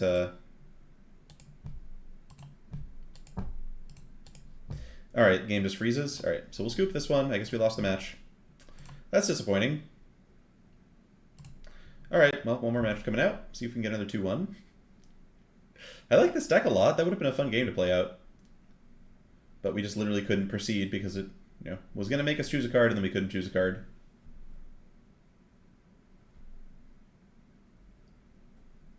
Just the way their code works puzzles me as a person who has written some code in his life. Although I guess as a person who's written some code in his life, recognize that you get the most inexplicable nonsense. Ride or Die Teferi does not stop card. No. You're putting a card into your hand. You're not casting anything. You're not doing anything in instant speed. Jophia, Palace Jailer is the strongest white card in the cube. It's hard to think of anything else that would even be competitive. The next best white card in the cube is probably like Swords to Plowshares or Skyclave Apparition.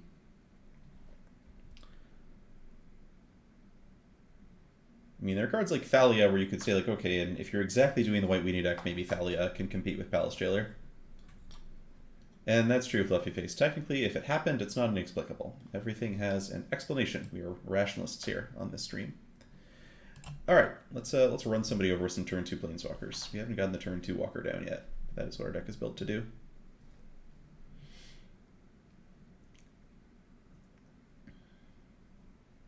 Yeah, this is also fine.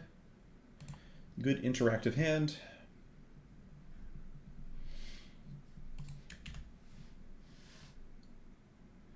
And we'll just kick off with the suspension here so we can get PN Kieran down on turn 3. If we had exactly Verdant Catacombs into Overgrown Tomb, we could have cast Arrest and Unholy Heat next turn and still cast PN on turn 3, but that didn't seem so necessary. Probably Nubs. That sounds right.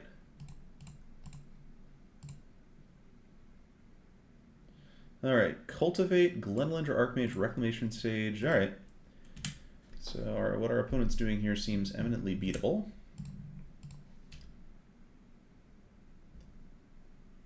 I'm just kidding, Nubs. I have no idea what we're talking about.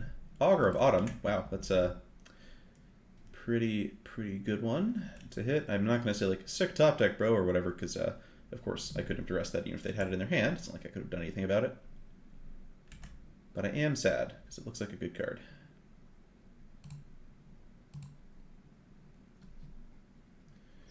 Alright, so I guess we're just going to cast PN Kieran here. Just doing the boring thing, get the mountain.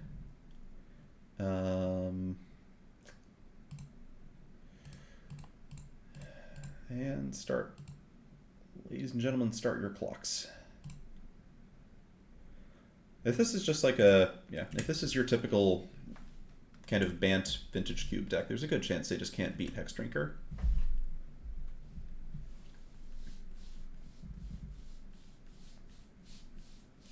Ride or Die, you put Yori in your deck, and then you play a 60-card limited deck, same as Ikoria draft.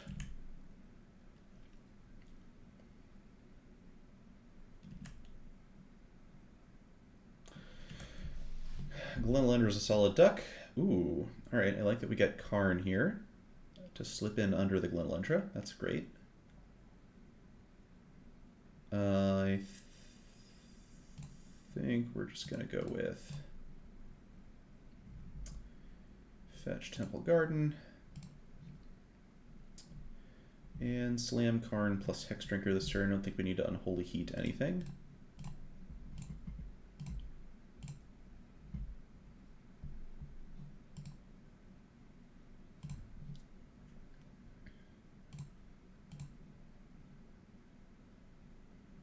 Or we could land Relves. I guess we should just land Relves, actually. Well, Hex Drinker. There's a good chance we just level this up. Is Hex Drinker not modern playable? Still sees play in like Jund, right? I might be wrong. I don't play modern really, but I feel like I see its name pop up from time to time. Okay, opponent has a forest off the top of their deck. Rexage is going to kill a token. That's fine.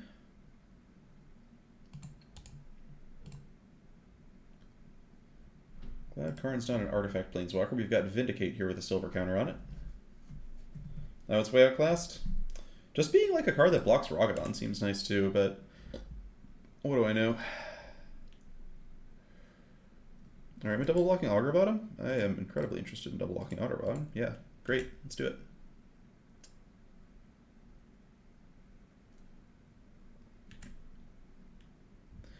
This puts me close to Delirium. Not quite, but close. Garruk Relentless gets countered by Glenalundra, so we're not going to bother with that right now. I think we'll just keep grinding the value. No need to Vindicate either. You know, the way to get around Glenalundra is just, you know, do stuff that they can't counter, force them to keep holding up mana.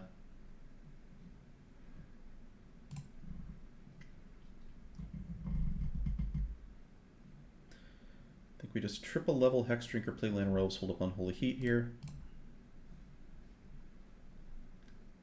Or quadruple level, that is.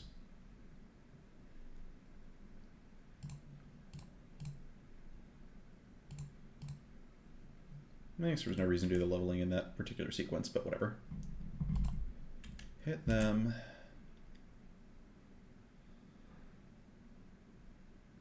That makes sense, Redbeard.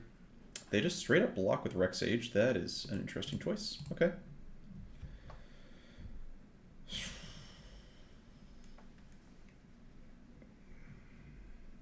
Why would they do that? Mana Vault. Okay, we got a big boom boom here. What's the big boom boom opponent? Primeval Titan. Okay, that qualifies as being a big boom boom. Does die to Unholy Heat, if I can somehow pull that off. I think my plan is to cast Garruk Relentless, have them Glenalundra it, and then cast Unholy Heat on the Primeval Titan after that. Although I guess they know about the Vindicates. They might think I'm trying to trick them. So that's problematic. Breeding Pool Island, sure.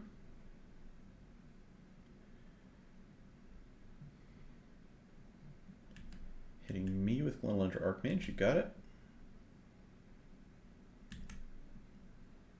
Old Rutstein. Alright, not super helpful. So what's my plan here? I still think we try for Garruk. I still think it would be nice to go ahead and kill the Glenalundra.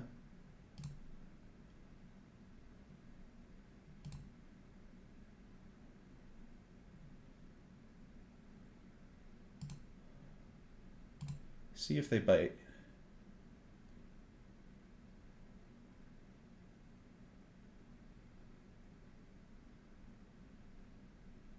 They did not bite, okay, so I get to...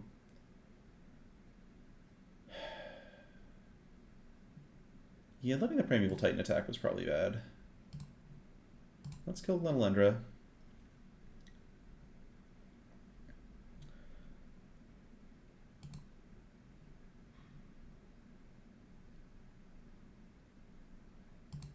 Transform Garruk. Oh, what I can do actually is here. I can do this. I'm being silly. Alright, I can put Arid Mason in my hand. This was like a weird turn. We don't have Delirium. We've got Creature, Sorcery, Land. Unholy Heat doesn't count itself, right? Does Unholy Heat count itself? This is the thing I should probably know, given that I play Historic. But I kind of didn't think it counted itself. Yeah. So in that case, no, we do not have Delirium. Let's level up Hex Drinker a bit and just kind of keep it on Primeval Titan blocking duty. Hex Drinker has been great so far. Yeah, unlikely that we mill into Delirium.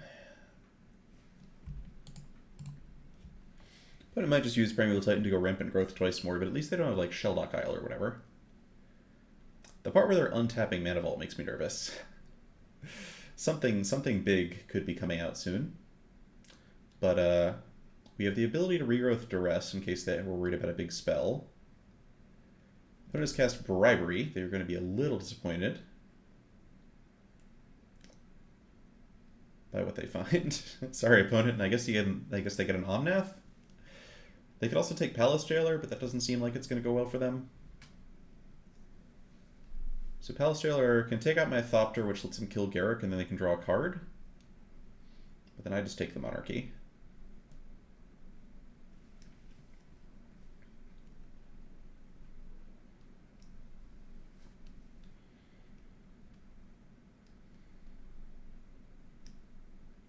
Ooh, actually, Omnath's kind of cute. Omnath plus Primeval Titan attacking gives them enough land drops if they hit it, if they have a land in hand, that they can kill both my Planeswalkers.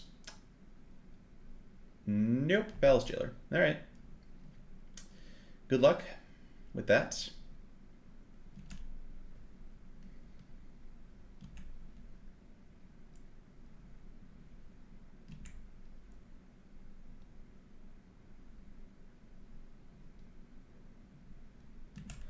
Garruk goes down, which gives me Delirium, which is great.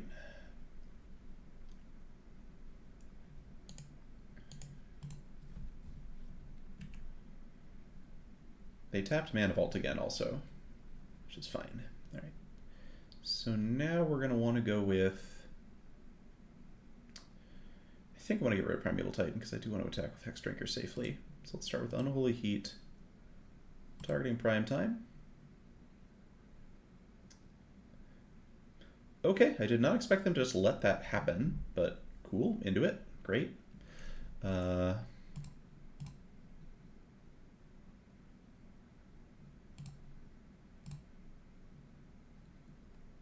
We are maybe doing things slightly out of order because I really didn't expect to be allowed to do what we just did. There's a part of me that just wants to regrowth Duress or something because I'm like a little confused about what the game even have right now. It seems like just ridiculously unnecessary.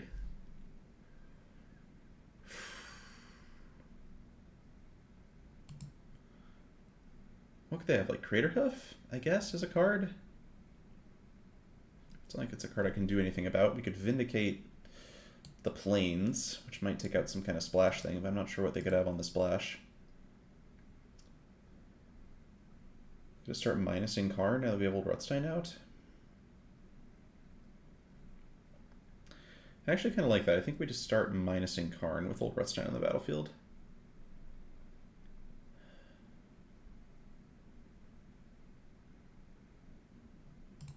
Let's attack first, get the Monarchy back. And we've got enough mana that we can go Karn, get back Vindicate, cast Vindicate. Even if they counter it, we then get to Regrowth and cast Vindicate again. Or they just scoop. Okay, I guess they couldn't beat Hexdrinker. Weird game. Weird game. So, looking like just Bant value. Coalition Relic gonna stay out of the deck because we saw Reclamation Sage. Court of Bounty seems also bad, given that they've got, again, Reclamation Sage.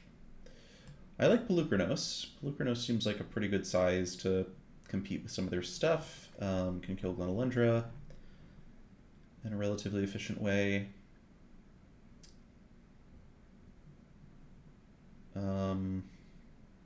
Bribery's a little scary, for sure. How do I feel about Sword of Fire and Ice? It's bad against Reclamation Sage and Glenalundra. It doesn't get through their green creatures. I think I just cut this. Keep this in. Try it like that.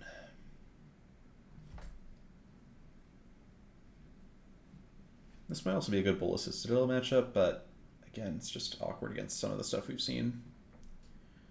I'm trying to remember which card it is we discarded this game. We duressed them and we hit something. Anybody happen to remember what we hit with duress this game?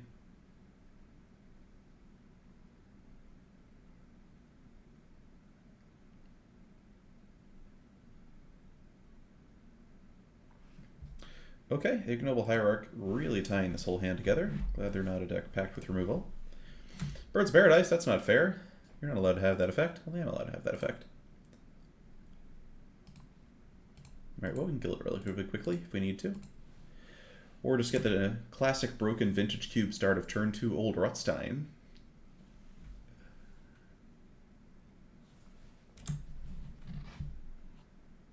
Turn 2 Old Rutstein, Black Lotus. Could use that to cast turn 2 Old Rutstein, or I could just cast Palace Jailer. Kind of into Palace Jailer, honestly. Feels like that just runs with the game, maybe. See if they have a counterspell they can threaten.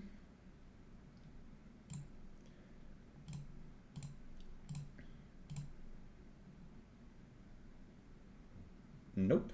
Okay. Yep, Black Lotus. Heck of a magic card. And pretty sure there's no 3-mana green hasty creatures to worry about. Could hold up in a heat, but let's get our damage.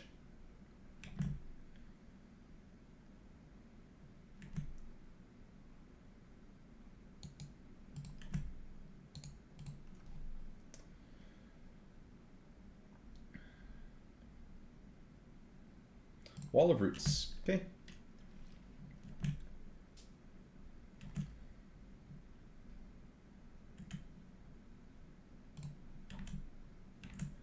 We already have their best bribery target on the battlefield, which is a really good feeling. Oh, Cultivate was duressed. Is that true? I literally don't remember, but I could see that being the case. I could imagine that maybe being what happened. Okay, so I just get to jam Omnath now, right? We got red, white, or green, white, blue, red. Let's just jam Omnath.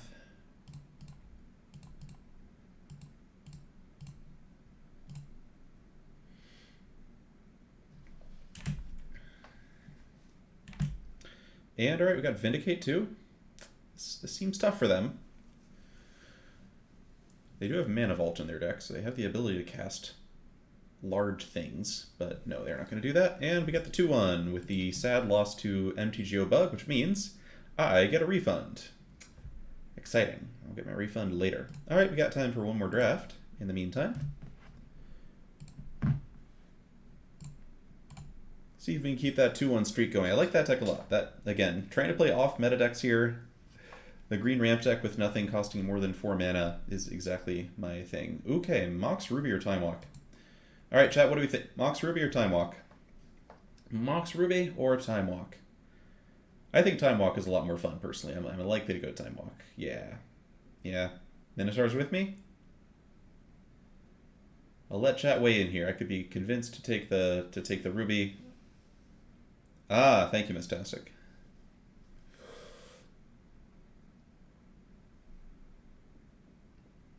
Alright, Time Walk it is. Easy money. And I'm going to get a drink. While we wait for other folks to make their picks. Be right back.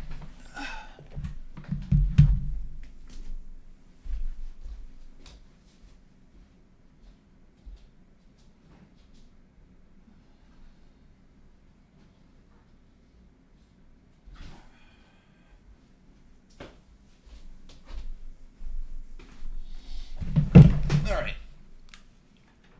So, starting with Time Walk, we've got, ooh, wow. A lot of solid cards here. There's Glenelundra Archmage, which is just really strong. Glenelundra Misty Rainforest, Demir Signet, Preordain are all extremely plausible picks out of this pack. With Time Walk, I mean, Time Walk's just a generically good card, of course. The kinds of cards you like with Time Walk are ways to recur spells from your graveyard, so stuff like Yawgmoth's Will, Eternal Witness, Snapcaster Mage. We don't have anything like that here. Yeah, could literally do any of these. They're all fine. They're all solid. I think I like Preordain here over Misty slightly. I mean, Rainforest is great. Having fixed mana is great, but I like that Preordain and Time Walk kind of go together in terms of like good stuff to flash back. Alright, Restoration Angels, Dig Through Time, Moldrifter, Arid Mesa. Sword of Feast and Famine and Time Walk is funny, but of course, if you have that kind of thing going, you're already winning the game. Gosh, I wish to skew that Ephemerate. Probably just supposed to be Dig Through Time. I think we might be doing just like normal blue stuff. Yeah, I think we just stick with taking the very powerful blue card that fits in well with various things I have already going to the graveyard. Here we've got Creeping Tarpit, Fatal Push, Control Magic, Crucible of Worlds, Wall of Roots, and Gruul Signet. And Disenchant, I guess, is also playable. Disenchant and Fatal Push are like similar in power level. Control Magic, not nearly as good as it might look, just because there's a lot of bounce spells, there's a lot of enchantment removal in the cube, and there's a lot of creatures that just aren't that important to snare, because by the time you've done that, they've already kind of done their work. Might just take Tar Pit here. There's also... Gruul Signet's also just generically fine. Yeah, I think you always want some 2-mana ramp in this cube. I think we'll take Gruul Signet here. And that is a 5th pick Dak Faden. I'm definitely going to take 5th pick Dak Faden. I mean, am I wrong, Kevlar Man? I think even in just like the general historical context of Magic, you know? Like Disenchant was heavily played at a time when Swords to Plowshares was quite legal.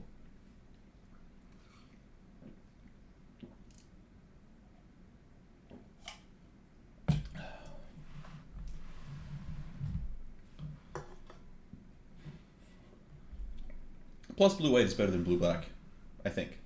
Probably. Alright. Seachrome Coast, Sylvan Library, Spellseeker.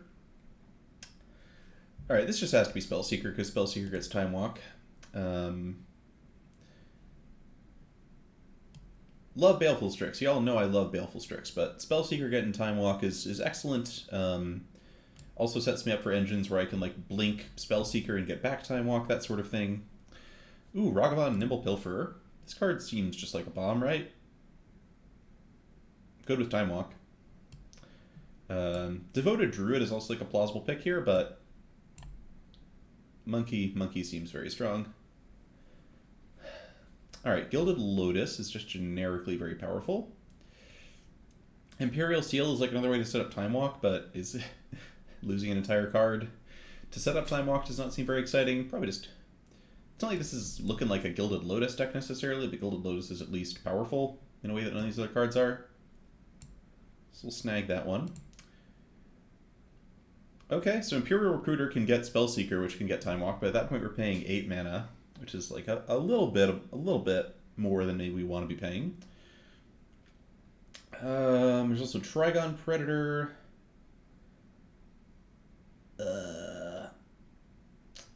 Valky? Dark Ritual? Just like not much here that impresses me. Dark Ritual could set us up to do like stormy stuff. Or to cast early Gilded Loti. I think I'm just going to take Trigon Predator. We have Gruul Signet already. Do not know, Kellerman. Do not know. Monkey seems good to me. And this is going to be Unholy Heat over Glorybringer. Obviously, Glorybringer, decent in cube formats, but I think we just stick with the cheap, efficient spells. We got to dig through time already. We are building a pretty good legacy deck here. I was going to, not even a legacy cube deck, just a legacy deck that also gets to play Gruul Signet. Now I think I take Sword of Feast and Famine. Seems like a good top-end finisher type card. This isn't really a cultivate deck, and Faithless Looting kind of requires you to be doing very specific things to make it functional. Alright, well, Fatal Push and Disenchant still in the pack. Obviously similar power level, kind of going at similar points in the draft.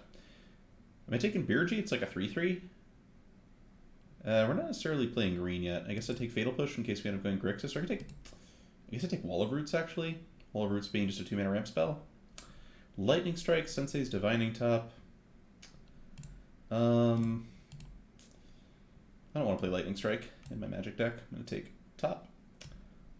Tarka, I guess, could do something. And good old Ludovic Necrogenius. What in the world were they thinking? Get out of here. Alright, so we're looking at being like a kind of low curve, beat downy sort of blue deck. Smuggler's Copter is very good in decks like that. We're at some point going to have to start taking lands pretty highly, but there's nothing here that fits. Yeah, Smuggler's Copter looking good. Maybe a Wheel Portent. Braid would also be a card I'd be happy to take. Malastary Mentor is a card that also interests me a little bit. This card's very good with Sensei's Divining Top. We're not necessarily playing green right now. So I'll keep an eye on potentially taking Mentor. But let's just grab Copter for now. Alright, still looking for lands we can play. I'm not seeing anything. Adversary can cast Time Walk, that's right. Alright, we'll try see if that Adversary wheels and think about that as well. Mystical Tutor. This card's a bit better than Imperial Seal as far as cards that can cast Time Walk go. There's also Nissa. Direfleet Daredevil is going to wheel, so we don't need to take that. Solitude, we're not necessarily playing white.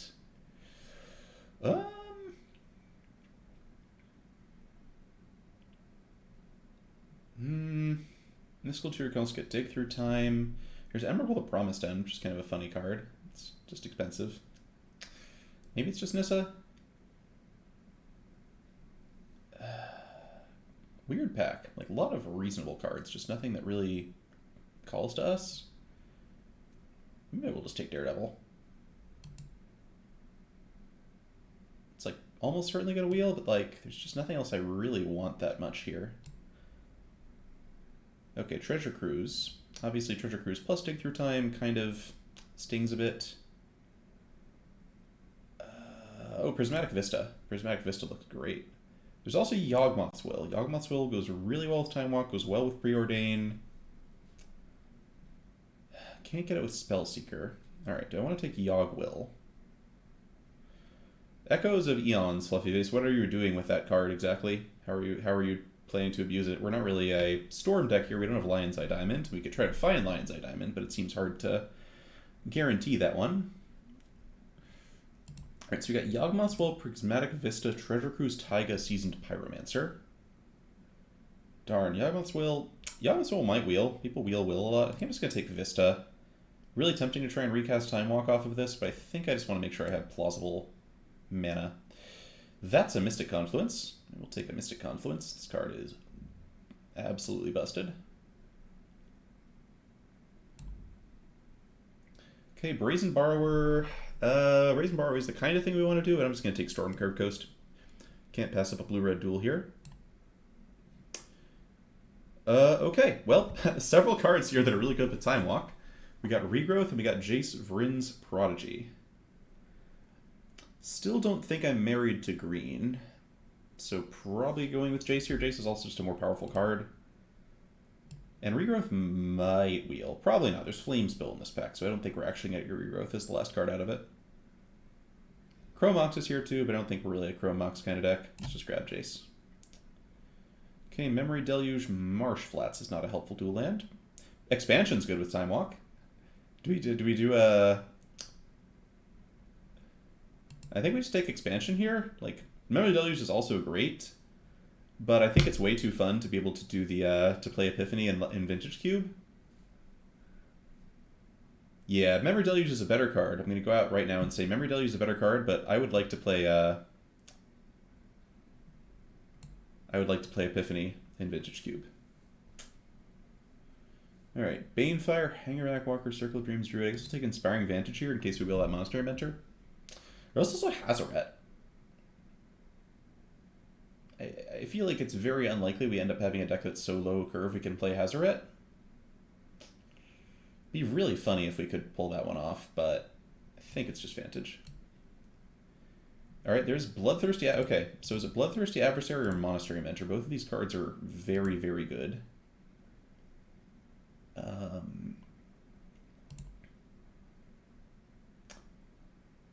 think I like Mentor here. I think Mentor is just kind of sickeningly powerful. Adversary is also great, but... I just miss Monastery Mentor. You see Bloodthirsty Adversary enough on Arena. Let's take this thing, and now that we've got Epiphany set up, Echo of Eons is still here. I'm still not sure what I'm supposed to be doing with it. It still doesn't seem that inspiring. I'm just going to grab Mystical Tutor. Cheap cards. There's Yawg Will. There's also Nature's Claim. So still not completely married to white. I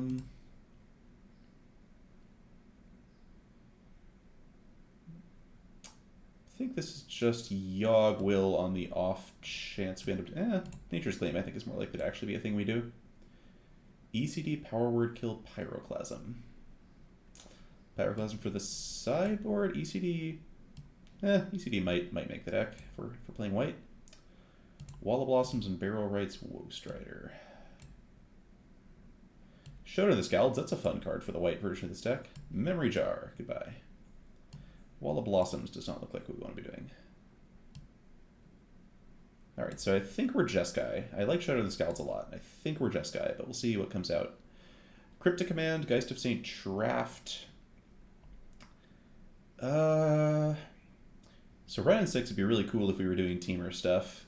I'm not sure we're doing Teamer stuff, and we only have one fetch land at the moment. We do have one fetch land plus Smuggler's Copter, which can put lands in our graveyard. But I think this is just going to be Cryptic and see if we will Geist of St. Traft. Really need lands a lot here. Need to figure out which tricolor combination we're doing and then take lands for that. Wandering Fumarole, not even close. Not losing anything here for our colors anyway. Volcanic Island, yeah. Yeah, I like Volcanic Island. I like it even more than Magda Brazen Outlaw. That was a nice pickup. Love Volcanic Island.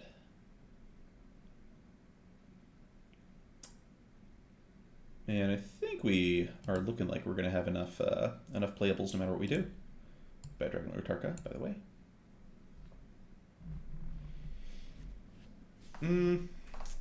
Our deck is not really a time spiral deck. I mean, we're low curve, which is one thing, but we're so low curve that I don't really want to be playing a bunch of 6-mana spells. I don't think we're going to play Gilded Lotus.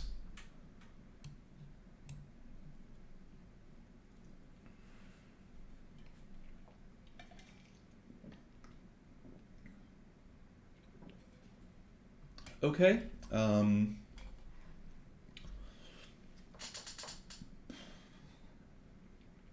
All right, so this is the moment of truth. Are we Teamer or are we Jeskai? If we're Teamer, we get to take Uro. If we're Jeskai, we're taking probably Shark Typhoon over Gush.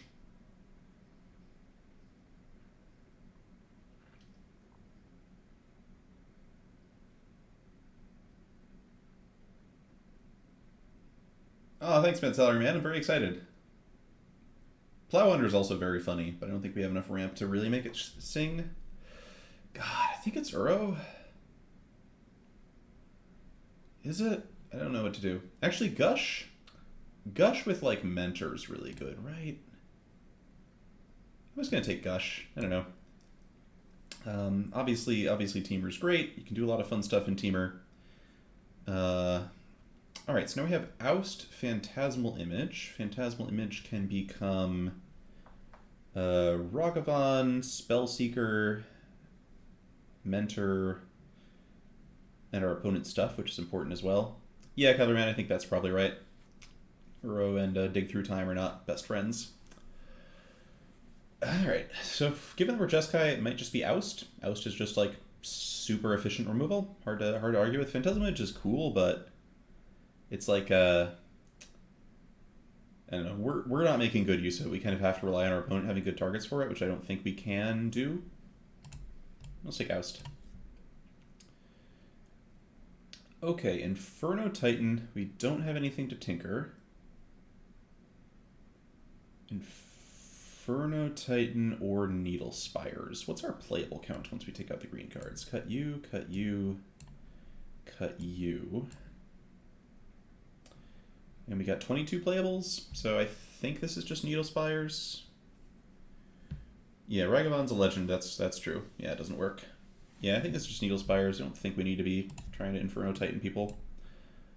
Okay, Young Pyromancer. Ooh, Expressive Iteration. Okay. I saw Young Pyromancer and I was like, oh. And then I saw Expressive Iteration and I was like, oh. So we're going to grab that one.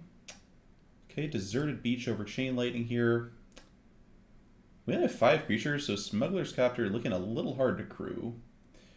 But I don't think that is enough of a problem for me to want to take Bomat Courier over Deserted Beach. We can always just dump Smuggler's Copter.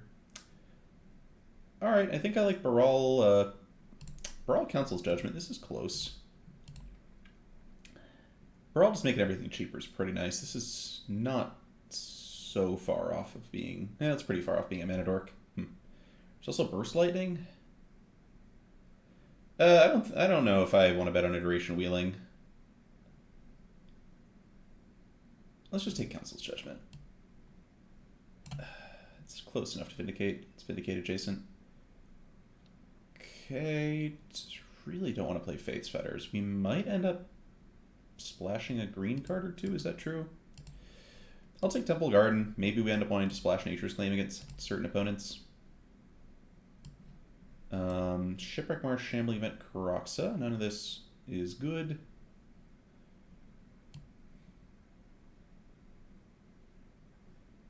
I don't have anything that flashes back for weird colors or anything like that. Yeah, I guess so, but Young Pyromancer's also just, like, bad. It's not a good card to splash. Alright, take the Uro here. Take empty Kogla. Alright, so I think... Well, look at that. Would you look at that, Killer Man?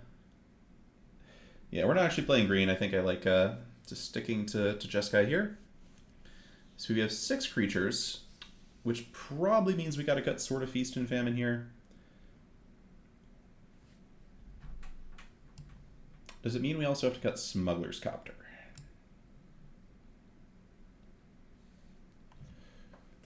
Sure is, Jofu. Alright, so... Yeah, I think Copter has to go. One of our creatures has 0 power. I don't think this is going to be a thing. And then do I cut Mystical Tutor? Just because it's an O for... Actually, this is 23 spells, 17 lands. So maybe we don't cut that.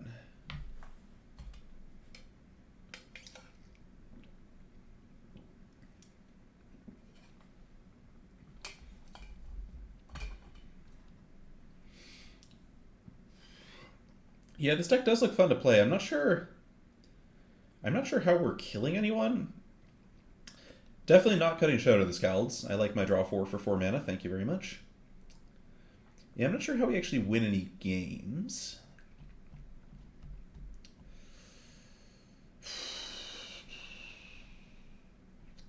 Part of me wonders if there is a world where I can play green in this. Uro's tough just because it's double colored. Having something like a Dragon Lord Atarka at the top end would not be insane. It's like I really want just like a couple more small creatures. I don't quite have them. Yeah, we'll just throw in some lands and see how this one goes. That breakdown seems fine. Yeah, how are we killing people exactly? It's kind of Monastery Mentor or bust. We just don't have anything besides... It's Monastery Mentor or like cards we steal from them with Ragavan. Or I guess Young Pyromancer. Young Pyromancer also is serviceable at doing this. Alright, we'll try it. This might be a shit show, but hey, that's what Vintage Cube is for. Oh, we also have 2 creature lands. Creature lands are actual things. Is this enough blue sources? This is 1, 2, 3, 4, 9, 10. 10 blue sources is a little light for Cryptic Command, actually. I could get a Plains. We have 2 double white cards, but nothing early that's white. Yeah, we might end up actually playing a Dragon Lord Atarka, which we can splash off of Gruul Signet and Temple Garden, if it turns out that we can't win games. For now, I'm hoping that, like, in general, you can often just, like, win games in surprising ways without realizing kind of, you know, kind of just, sometimes you can just win a game. That was not descriptive at all. What did I say? Sometimes you just win without really understanding how it happened, as LSV. As LSV will say, you don't really need to worry about win cons. If you're ahead on fun cards and tempo, you can usually just beat somebody. We can also steal their stuff with Dak.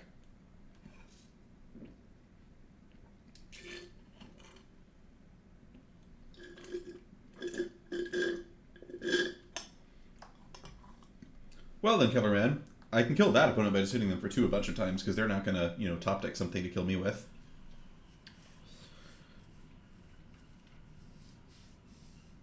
Yeah, I think the most likely thing we do end up doing would be to cut Mystical Tutor to put in Dragon Lord Atarka, because I think Mystical Tutor for Time Walk does not seem especially impressive.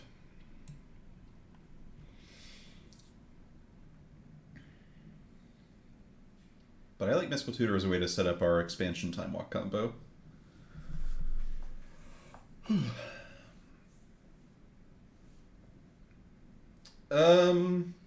Yeah.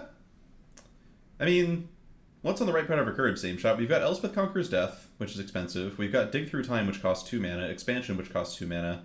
Gush, which is free. Mystic Confluence costs 5 mana, and that's it.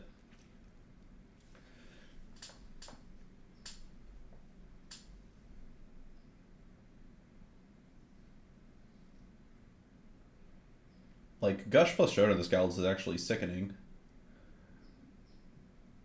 That's like Teamer Clover level nonsense right there.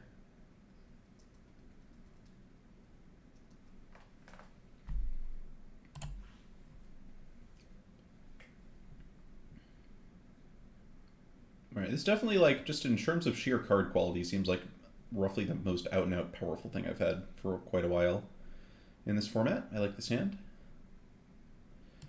Yeah, we're probably going to exile... I mean, we may end up exiling one or two cards pretty frequently, but we'll see. Alright, do I start pre-ordering or just Needle Spires? I will pre-order in here. I would love to hit like a turn 2 creature, like a Ragavan or a... Okay, I think I like both of these. Yeah. Don't really... Yeah. We'll go... top. Top, I suppose. Okay, so if they are a burn deck, we've got Unholy Heat for next turn. And a little bit more action in the form of Council's Judgment, which is also nice. Young Peasy. Yep. Yep. By which I mean nope. Shoo.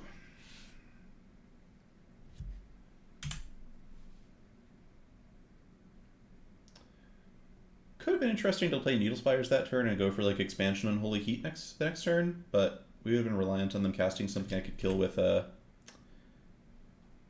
my expansion. Now Layla is terrifying. Don't like seeing Layla at all. But she will die to Council's Judgment.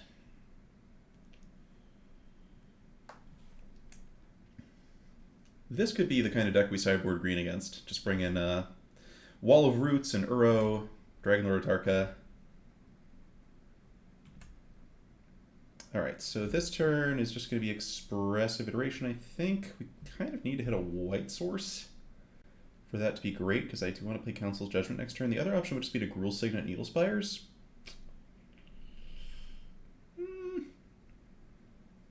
Actually, Gruul Signet Needle Spires lets me go expansion, Council's Judgment next turn. That sounds great. Let's do that.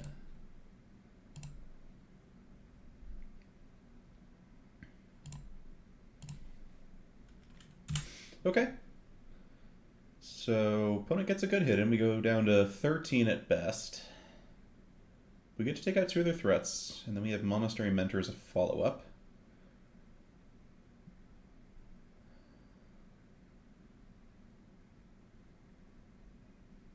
Abbot of Carol Keep is fine. They do get another counter on Layla, but that's okay.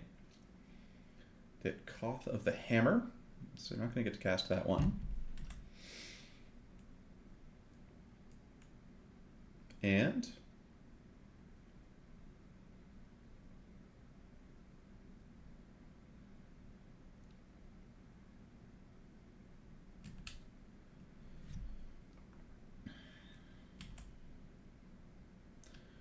they hit the mountain that time, sure.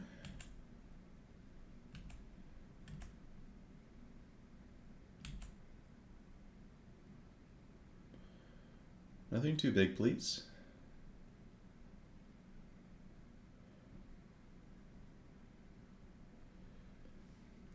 Ouch. That kind of sucks. It's not too bad though. It's not another threat. They don't yeah, this is fine. We're just gonna go with Council's Judgment.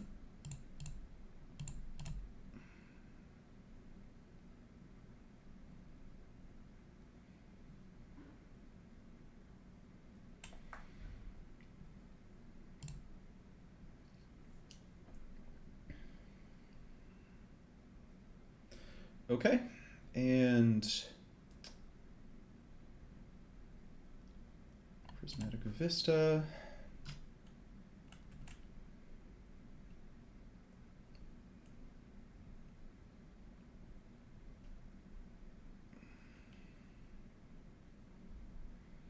So we might be dead. We're at 11 right now because of Vista.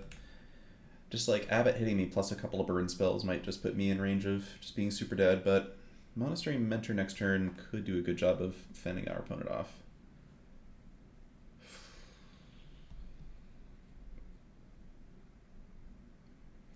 Normally the nonsense decks I play have more kind of just big creatures or recurring token sources in them than this deck does, so they're a little better against the mono red stuff. But it's always interesting to play a matchup where you're like fundamentally kind of behind and struggling.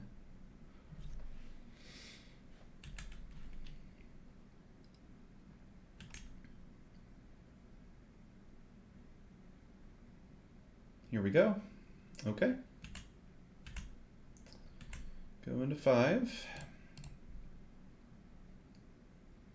No life gain in this deck. Ragavan, alright. Do I go Mentor Iteration or Mentor Ragavan, holding up Iteration for a next turn? If I go Mentor Iteration, we get a free token, but we also waste a... potential spell off of the iteration. I think it's Mentor Ragavan here. This also gives me 2 things that can block Abbot. Whereas if I Mentor Iteration and they can kill Mentor, then the Abbot can attack freely past the token.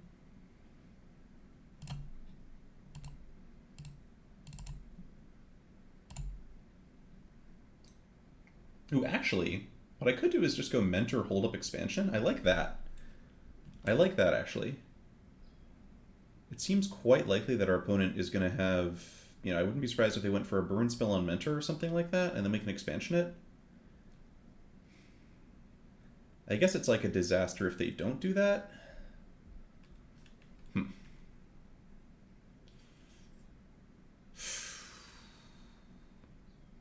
Gosh, it's tough.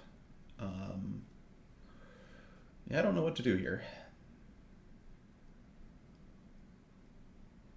What are the odds they have like a Flame Slash or some other kind of sorcery speed type burn spell? Or they could just be waiting on like an end of turn bolt. They would have just bolted me, so they don't have bolt. What do they have in hand? I'm just gonna cast Ragavan.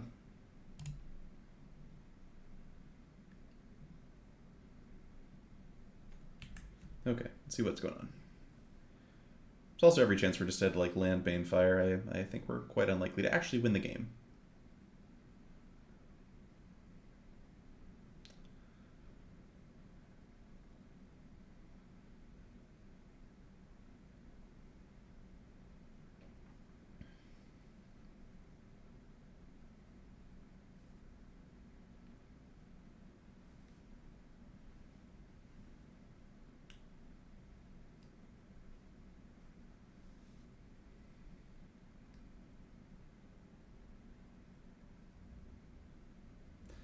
Alright, that is kind of what I was afraid of. Alright, so we gotta chump Hazoret, keep Mentor alive. I don't think we can beat Hazoret. They can just throw all their cards at me and I lose. I guess we get to start with Iteration or Dig Through Time. Dig Through Time costs 3. Start with Iteration.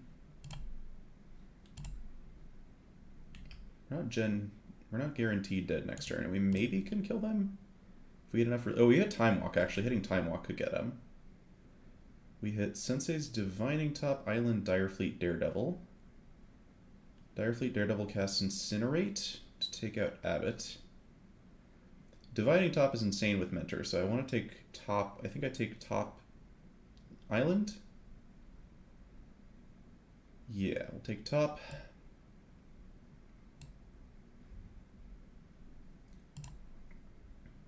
Bottom Daredevil, top Island. Or Exile Island. Play Dig Through Time. So we're looking for Time Walk off of this. That's our plan. They don't have lethal on board with Hazoret. Oh, they have 6 lands? That's right. So we need to hit Oust here or Time Walk. Oh wait, I have one more card in the graveyard than I realized. So we actually go Dig Through Time. We exile everything but Council's Judgment, because I could recast Council's Judgment. I actually don't know if I have ways to recast things from my graveyard. I might not. So Dig Through Time.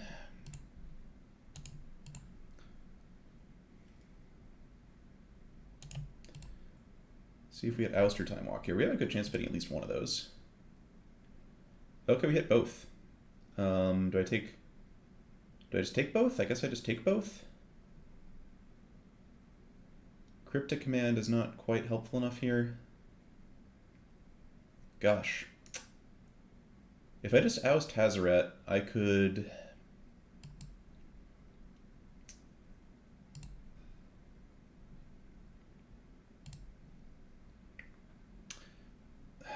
So if I were to just oust Hazaret, I could set up Expansion Time Walk for like the guaranteed win. But I also risk, let's see, if I just Time Walk, I attack for 5. Then next turn I go Sensei's Divining Top.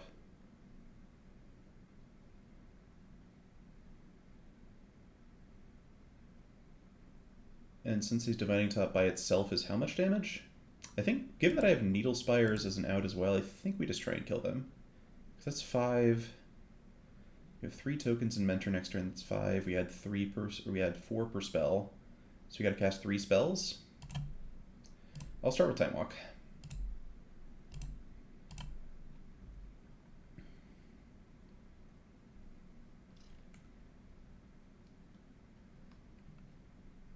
Earthnote Explosion adds a bit of damage too.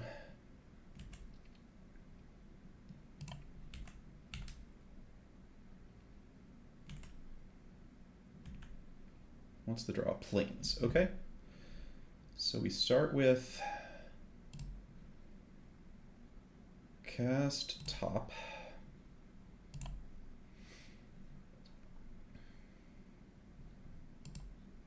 If I now cast Explosion for 2, do I kill them? They take 4, 3, 3, 3. Yeah, Explosion for 2 is actually exact lethal. So we're gonna hope they don't have burn. I don't think they do. Just recount. That's, yeah, it's exact seize. Okay. Looks like we found our win condition.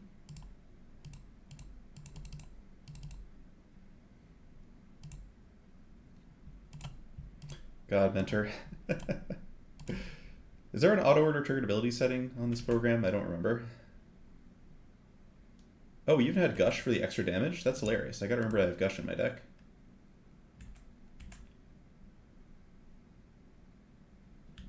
Was it? Kevlar, remember that Oust gains them 3 life. I guess if I Oust Expand and I cast Oust on the same target both times, it's fine, because then they don't gain enough life. Yeah, I would have to Oust Expand and copy Oust onto something, but it's lethal either way. Alright, I need to use the restroom, and let me think if I want to sideboard anything differently. Yeah, we could have ousted our tokens, that's right. Yeah, lots of options there. If we go green, we get Wall of Blossoms, Wall of Roots, Uro, Trigon Predator. I kind of think I like playing white, actually. I like having a bunch of answers to Hazaret, and Monastery Mentor seems great. Show to the Scowls is obviously really slow, but I still kind of think this is what I want to do. Directly, Daredevil's also excellent against them. I mean, I'm playing that either way, I guess.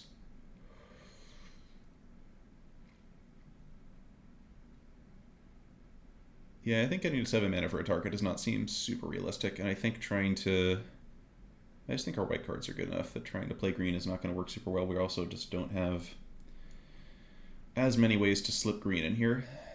Just hard to splash. I'm going to try this. Use the bathroom though. Alright. Yeah.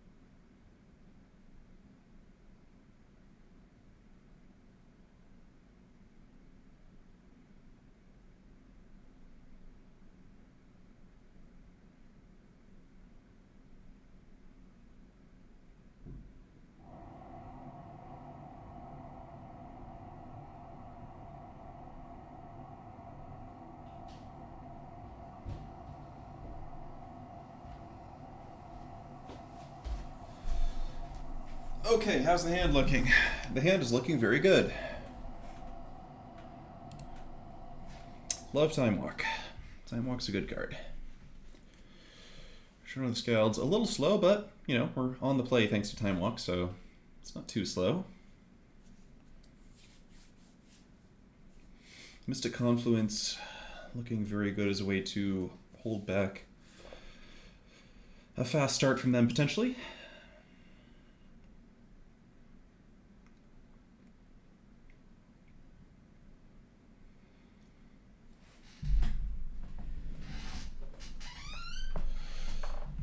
I guess, I don't know if I have anything to side in, but it does occur to me that Dak Faden might just do nothing in this matchup. If we lose this game, we should probably consider cutting Dak and maybe splashing something. Monastery Swiftspear. That's a good card.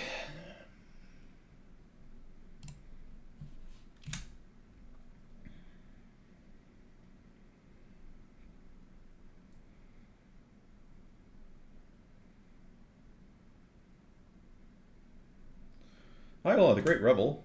That's also a good card. All right. We might be in some trouble here. Cryptic Command. Looking a little slow there, Cryptic Command. How are we going to win this game? I genuinely have no idea. I think it's going to have to involve Expressive Iteration into Time Walk next turn, and then figuring things out from there, but we probably just die immediately.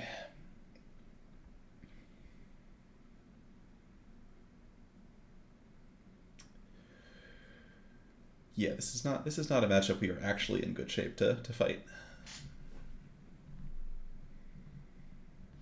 Alright, this is just a good start from our opponent too. Ugh. Where's my sideboard Pyroclasm? I didn't even take a sideboard Pyroclasm, did I? No, I can't win this game. Ain't no combination of cards does it for us there. Alright, back to the drawing board. Alright, I think we have to do the green splash. Slash just playing green.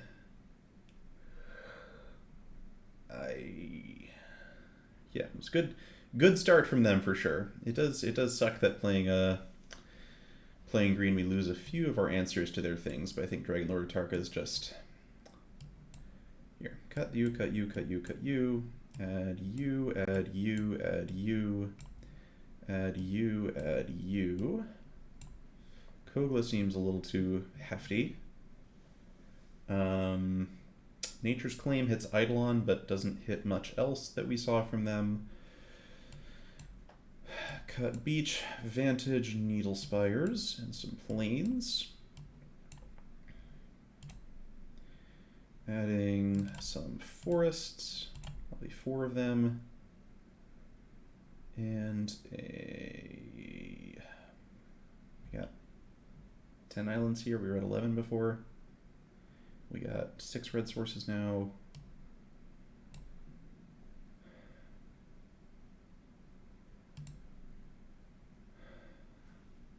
Is Layla an enchantment creature?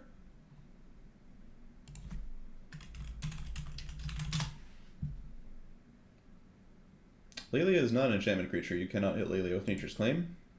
Layla is not an artifact, right? Legendary creature, Spirit Warrior. Layla is not an enchantment or an artifact.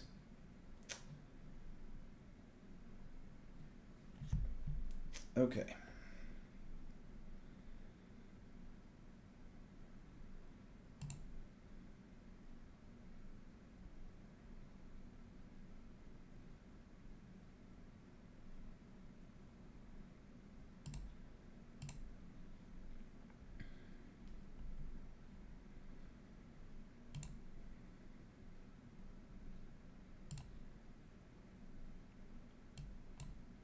Close, but no cigar. Wait, did I just keep that hand? Did I just click keep, chat? Where's my oops emote? Where's my oops emote when I need it? That's not good. Definitely did not mean to click keep. Alright. Oh, alright, never mind.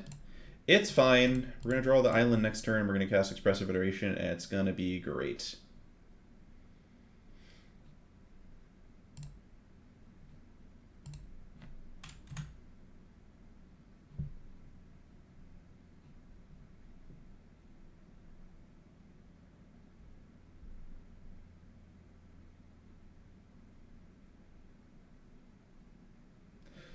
Grim Lavamancer. Don't care too much about that one right now.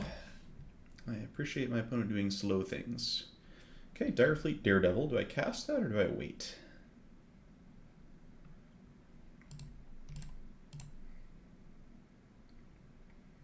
I think I just cast it. Doesn't seem good to sit around waiting for my opponent to cast something.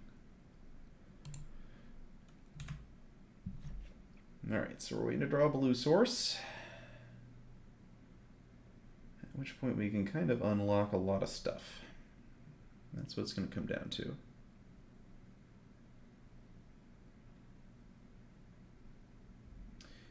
Sulfuric Vortex. Okay, you know what?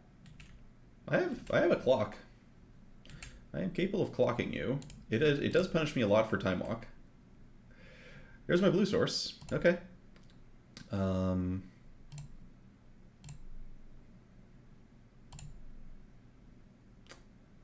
gonna put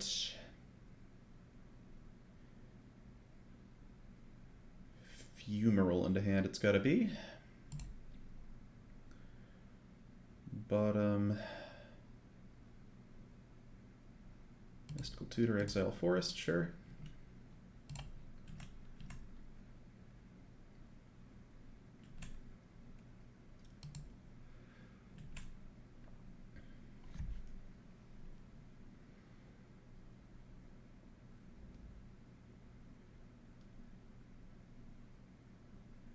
Does Sulfuric Vortex turn off life gain? It does turn off life gain, okay. Definitely didn't need any more forests.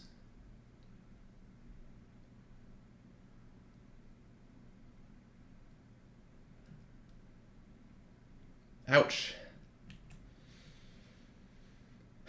I guess they saw enough creatures out of you that it makes sense to play Flame Tongue Yearling. I'm still kind of mad about it.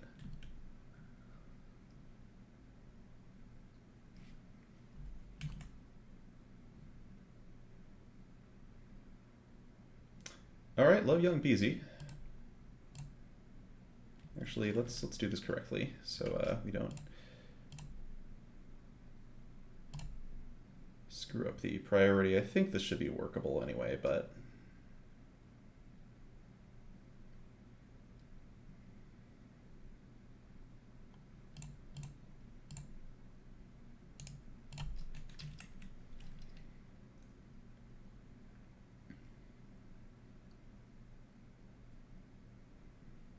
awkward. Okay, she's dead. You got her.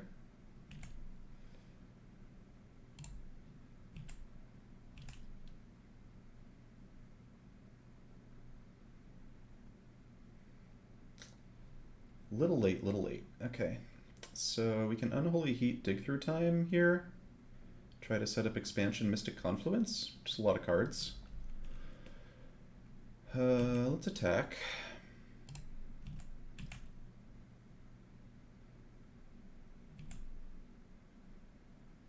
Do we have Sorcery Creature right now? We can't get to Delirium very easily. I think I just untap and see what they want to do and then Mystic Confluence them.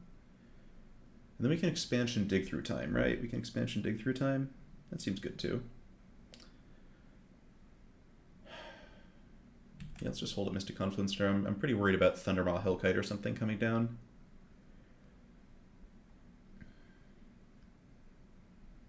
Or Koth, just any scary spell.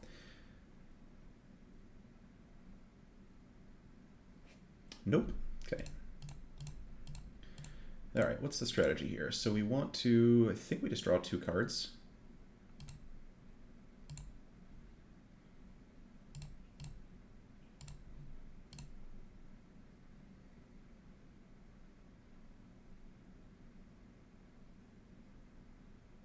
Okay, Ragavan's good. Are they going to attack to get in 1 damage here? They attack. Getting a Ragavan dash could be pretty fun. Nice. We also have Wandering Fumarole, which can deal some damage too. Does expansion... Oh, wait. No, expansion is 4 or less. What am I talking about? We can't expansion Confluence either. I literally thought this was just a regular copy anything. It obviously is not copy anything. I don't know what I'm talking about. As usual, you can safely ignore me. Okay, so I would like to go for... So I could dash Ragavan. I could also cast Ragavan and Unholy Heat the Grim Lavamancer to get rid of it. Dig Through Time costs 3, so I can go...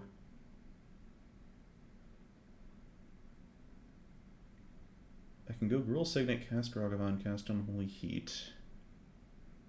I definitely want to cast Signet this turn. Signet puts me at... Yeah, we can do all of this stuff. And still have Dig Through Time up. That seems good.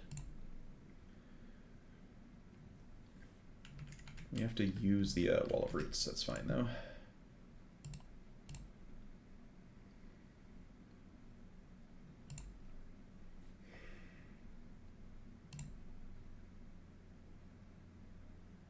Tricky game.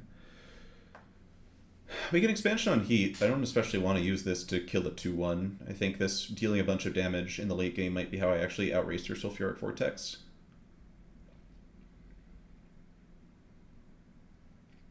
Although Ragavan dealing 3 damage is also not bad.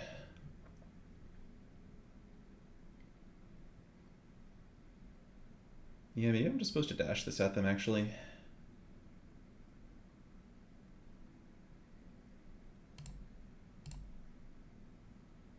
Okay, new plan.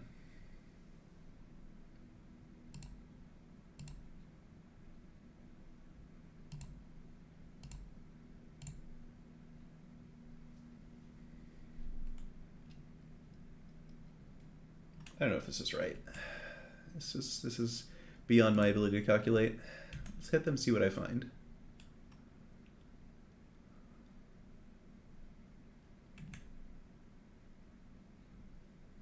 Shouldn't have played the land, though. That was dumb.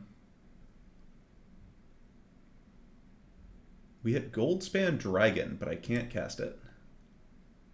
This is just this turn, right? Until end of turn. Darn it. Alright, at least they don't have a Goldspan Dragon coming at me, so that's nice. I'm just going to Unholy Heat the Lavamancer. Put Ragavan back in my hand, hold up Dig Through Time.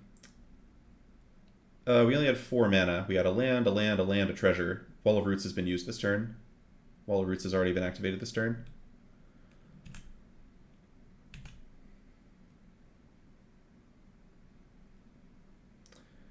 But that's fine. So, opponent goes to 9. We've got Dig Through Time. I'm not sure what I'm looking to hit off Dig Through Time exactly, since we've already used Time Walk, but we've got some stuff that we can hit.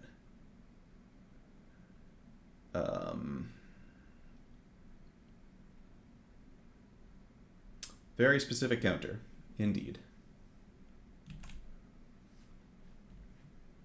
They are just passing. Opponent is running a little scared, or they've got a ton of burn spells. One of those.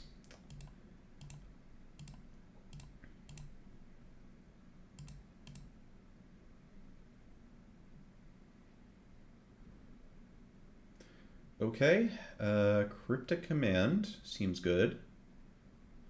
And then do I just take a land? Sensei's Defining Top seems kind of useless. Dak Faden seems kind of useless.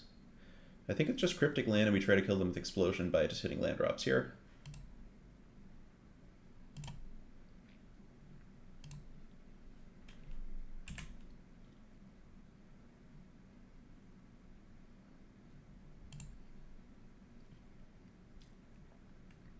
Yeah, I think we just straight up chill.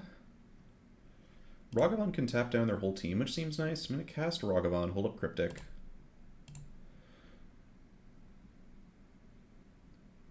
Yeah, I think we're going to kill them with Explosion here, with a Cryptic Command to take out one of their burn spells. It's going to depend. They could have just like 3 burn spells in hand, in which case we're going to die, but...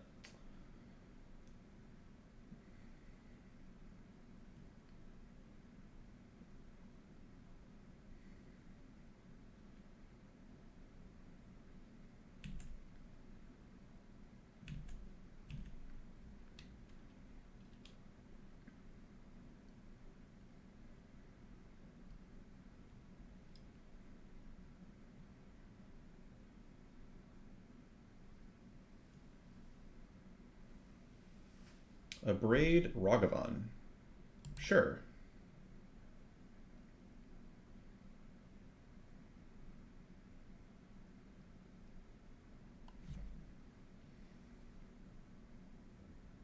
So we're not dead to Banefire.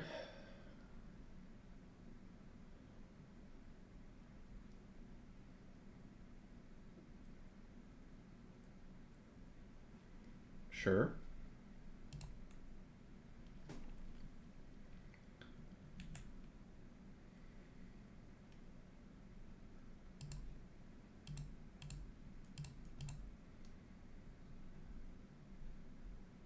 They're going to go 5 off of their Vortex. We just need to Explosion them for 5. We've got 1, 2, 3, 4, 5, 6, 7, 8, 9 mana. Okay.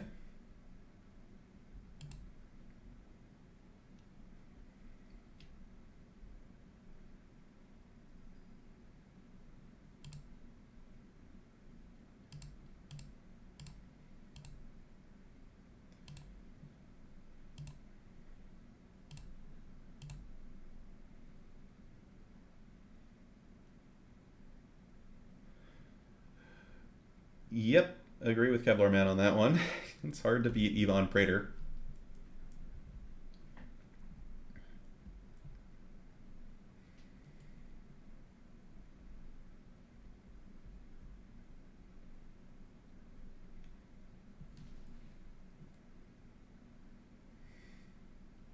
Yep, I smelled that Fire Blast on him, but I knew it wasn't going to be quite enough.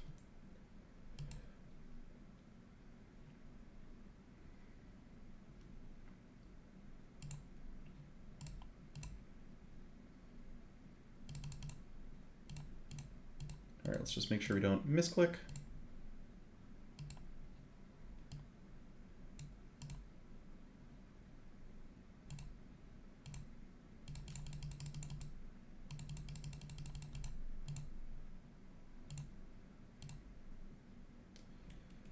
Nice Sulfuric Vortex.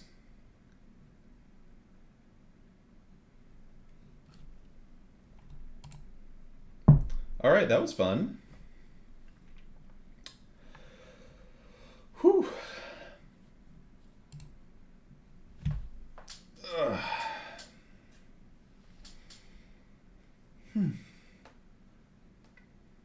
It's possible the green version of this deck is just better. Hero is a heck of a card, and like Wall of Roots is also nice, but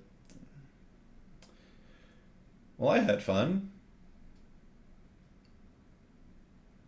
And I stopped my opponent from having fun, so I think I won the fun battle there.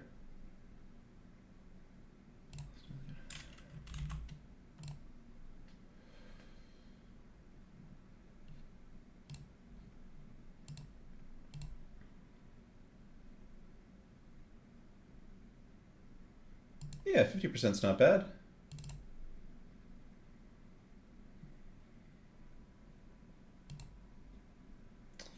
Yep, seems good. Mystical Tutor doesn't do a ton for me here, but can eventually set up like Jace plus Time Walk.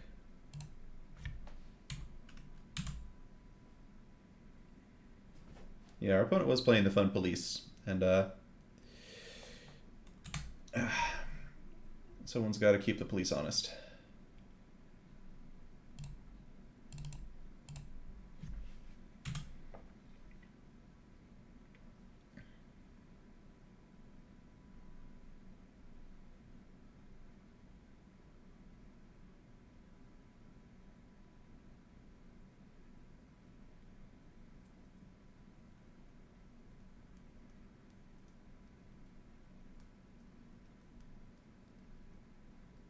We had the option to cast Gruul Signet that turn, and Gruul Signet might have been better. I might not have been taking Gruul Signet seriously enough. Gruul Signet would give me the option to like Spell Seeker for Unholy Heat or something if they had played Rofellos or Circle of Dreams Druid this turn.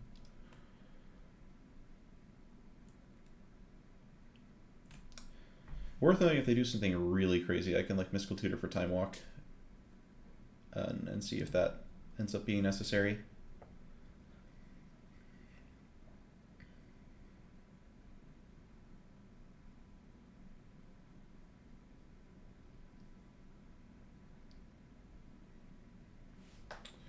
Okay.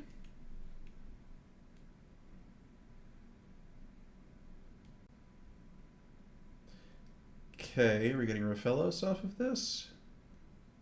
If I get Rofellos, I probably just Mystical Tutor for Unholy Heat and kill it.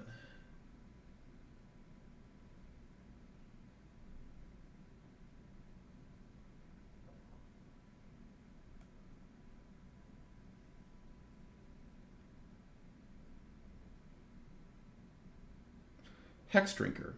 Okay, and they've got... Alright, opponent is quite capable of giving that protection from everything as early as next turn. The question is, do I care? I'm at 20. Hex Drinker does not seem like a particularly potent threat at the moment. I think I just play Mentor this turn. I think we just don't bother to Mystical Tutor at all. We're just going to play Mentor. Ah, Expansion Time Walk, huh?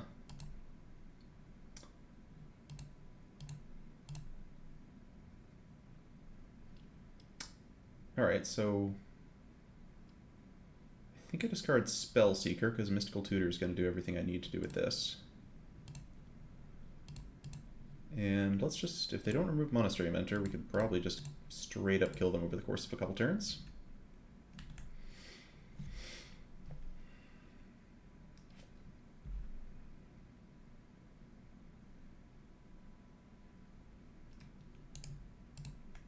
Sure.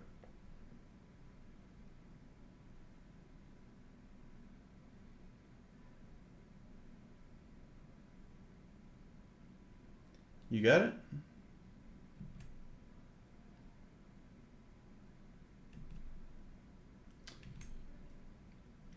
Okay, so we can tutor for Time Walk. We'd like to expansion Time Walk ideally, and we're like a bit short of that. We're at 13, so unless they have exactly Craterhoof Behemoth or something, we should be fine. Drew the island. Let's go with...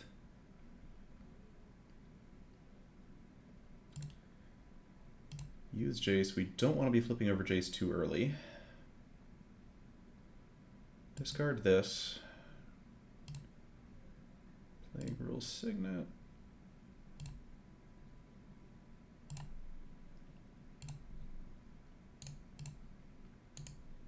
Gush is helpful.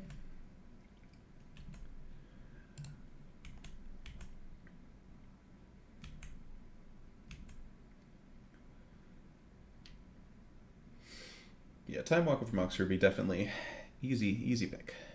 Okay, looks like we're not getting Craterhoofed. I guess they have a counterspell, should be fine. Or they could have their own copy of Time Walk, which would be funny.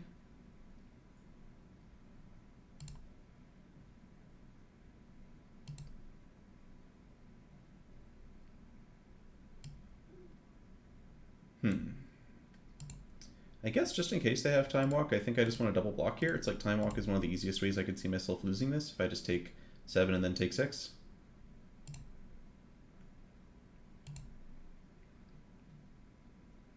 Or they just counter something. I don't know.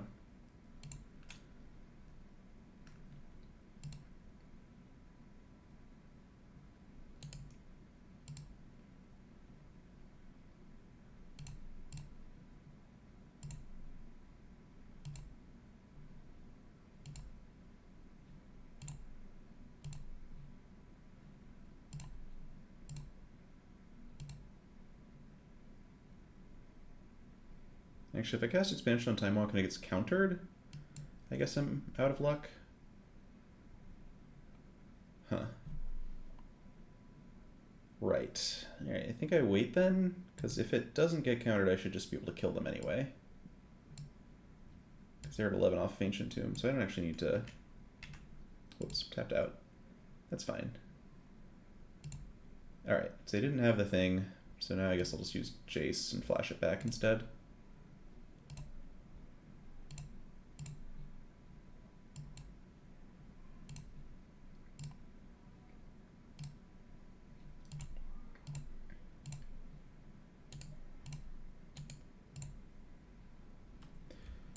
My Magic Online handling's a bit clumsy these days.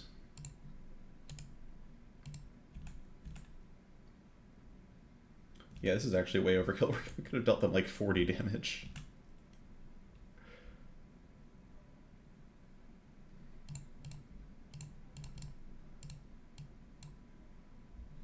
Didn't really need to show them Gush.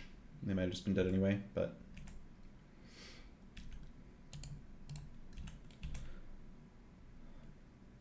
Monastery Mentor is one hell of a card. Okay, this does not seem like a matchup where I want to be doing the green thing.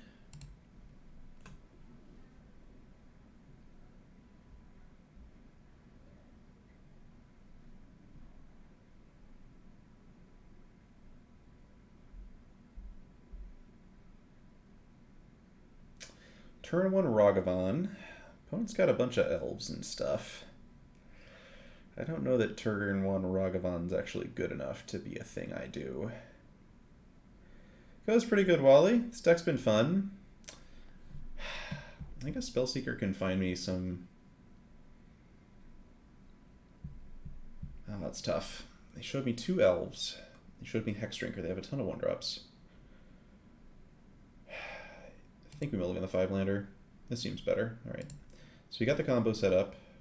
I'm going to put Showdown of the Scalds here on the bottom here, I think. We get to take a lot of turns with this hand. They didn't have the 1-drop. Ah, alright, we found Time Walk. Okay, so now Mystical Tutor can do whatever we want to do.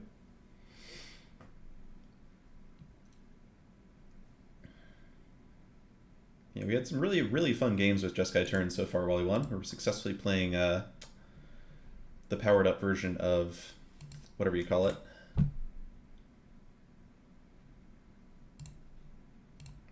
Epiphany.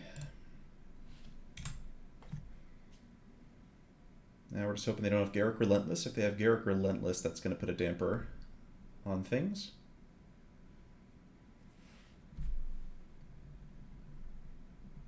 Questing Beast. Okay, Questing Beast is a pretty reasonable card, I guess. I could Mystical Tutor for Oust to hit Questing Beast.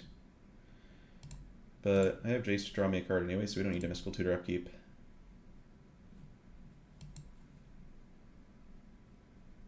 Oh, we just drew Oust anyway. That makes things easier. Sensei's Divining Top. I could just discard Mystical Tutor, I guess. Keep Sensei's Top.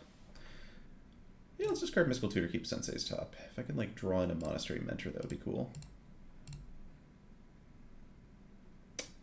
Feels great, Mestastic. Feels deserved.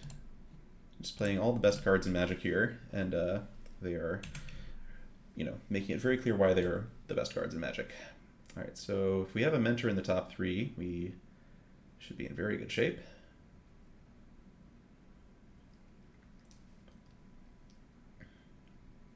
What else we could? Prismatic Vista to flip Jace faster would be pretty good. The ability to go for like Land Cryptic or something like that would be great. Opponent, oh, well, that's a lot of mana. Augur of Autumn, that one's fine. They already played a land this turn too? Wait. Oh, they just have Questing Beast off the top of their library? Oh, second from the top. I thought Oust was third from the top. My bad. Alright, that's, whew. They came back out quick, chat. They came back out really quick.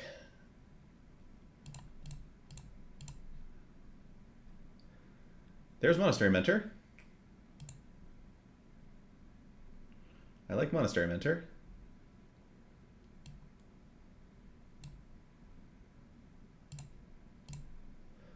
Actually, that was the wrong order.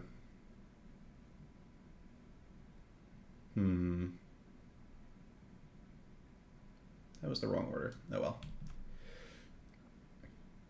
Okay, so we draw Mentor. Yeah, whoops. Should have put Spellseeker on. I mean, it's fine, I guess. What are we doing now? So we cast Mentor.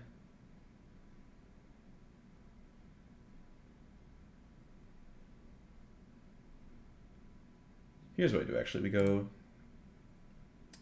top. Yeah, this works out fine. Hey, the Ninja. Yeah, Guy's Cradle is real good for sure. Undeniably so. Alright, so we need them not to have a Crater Hoof or something, but I'm assuming that they're going to have the common courtesy not to have a Crater Hoof here. I think I just have to discard Gush here and assume that like looping a bunch of Time Walks next turn is going to be enough to beat them.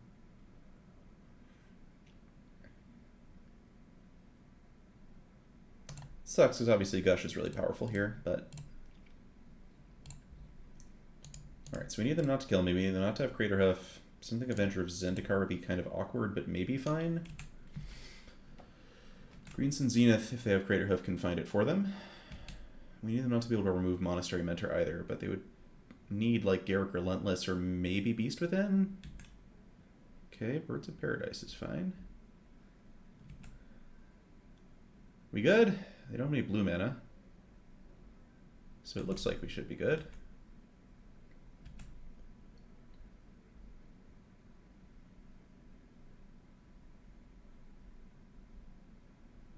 Fingers crossed.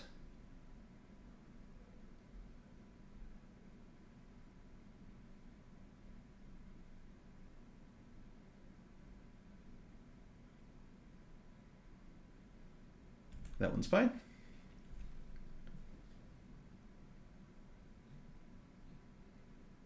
Now this one's going to be tough to get past with Mentor, but I think we'll have enough turns to make it happen. Alright, opponent's definitely got a really good green deck here. This is about peak mono green. What costs 9 mana?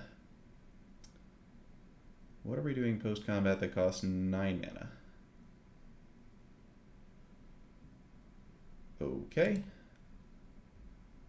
Oh, they're just casting stuff off the top of their...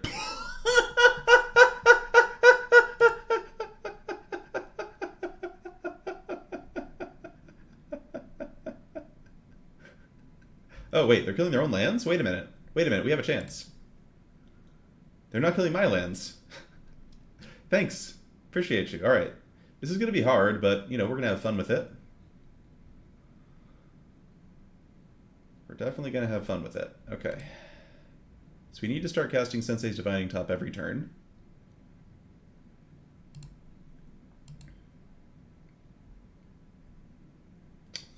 Okay, so we start...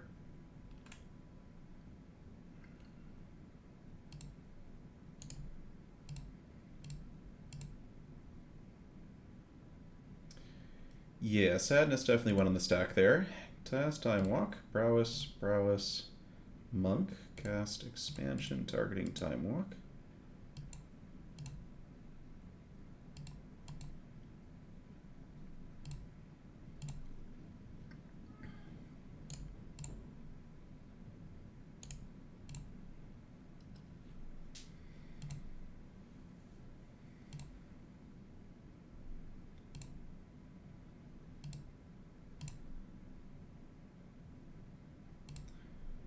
Here to make lots of monks. What's Jace's? I'm trying to figure out how Jace works with Gush. Okay, so Jace does cast Gush for free, it looks like. Which is nice. If I can hit a land off this, that would be great. We hit Ragavan, Nipple Pilfer. Alright, let's flip Jace over. We hit top, of course. We're going to discard Ragavan, who doesn't seem likely to help us.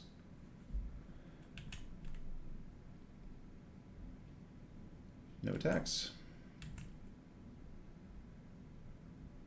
Like, I don't know if we could win this, but I'm certainly going to try. Our first extra turn begins. We cast Sensei's Divining Top. Many triggers.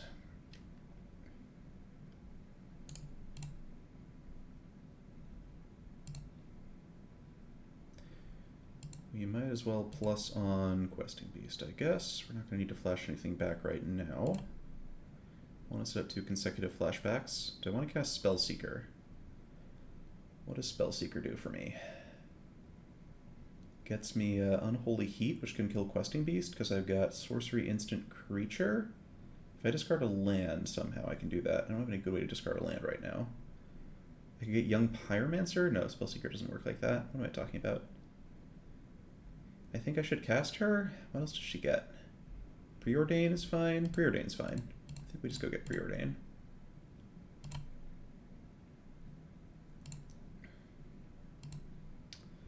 Yeah, it's Expressive Iteration is better than Preordain. Never mind. Take Expressive Iteration. Use Sensei's Divining Top, because if I draw a... I just want to draw it next turn. Just use it. Okay, found Prismatic Vista. We don't want to be shuffling right now, though. I want to draw top next turn. Okay, second extra turn begins. So we gotta find a way to get rid of Questing Beast. Gonna start with Vista. There's the land for Unholy Heat, that's right. Oh, we have Cryptic Command. We're gonna go with Cryptic Command, chat. We're going with Cryptic Command. Okay. Figured it out. Good. Easy. Oh, we already played a land this turn. So we are going to flashback Time Walk now. Let's go Sensei's Divining Top. Right, I forgot about Cryptic Command. Mystic Confluence could also maybe do it, but Cryptic Command will make it easier, so that's what we're going to be aiming for. Let's just top and see what's going on. We don't want an iteration this turn, I think. Okay. So we can just draw Unholy Heat now. We've got Delirium. We can kill Questing Beast. It doesn't really matter whether we do or not. Iteration actually gets me through all those lands, which is nice. Although I actually screwed up. What I actually wanted to do was... well, I need a flashback Time Walk. Let's remember we got a flashback Time Walk now. So we're going to start there. We can also, we have to flashback Time Walk now. So we're going to do that. Cast it. This is going to be like really slow and clunky. Yeah, I think it's almost worth iterating just to clear the deck, but I've already played a land this turn, so it's not going to quite work out.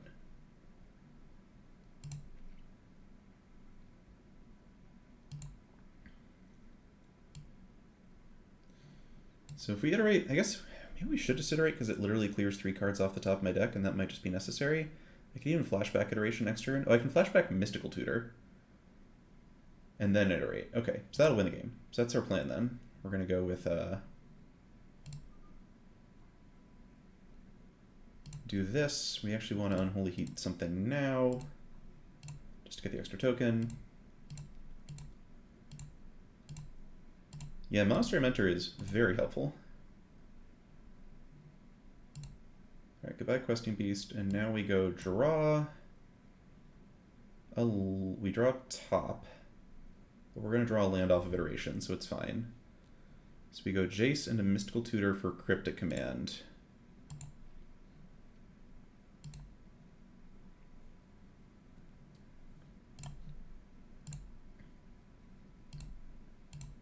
Man, thank God our opponent didn't just arrest it on all of our lands. We would have been so screwed.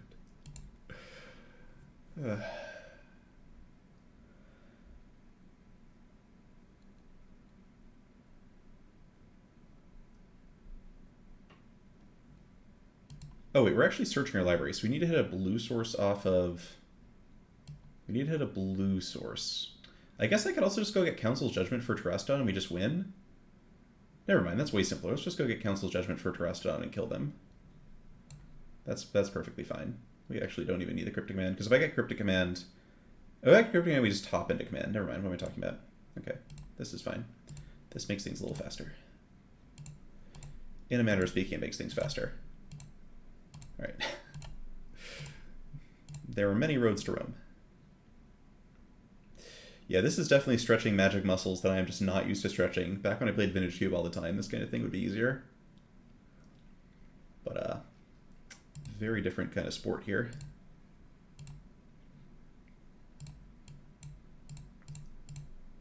Too many win cons, yeah.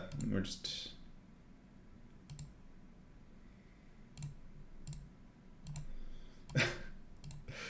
If you need to know anything Mestastic, it's that Time Walk is a very broken card, and Cryptic Command is, you know, also pretty good.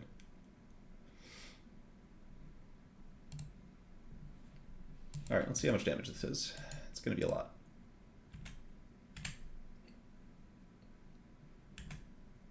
Cool, 34.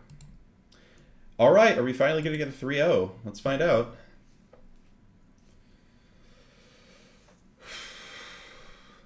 This feels promising.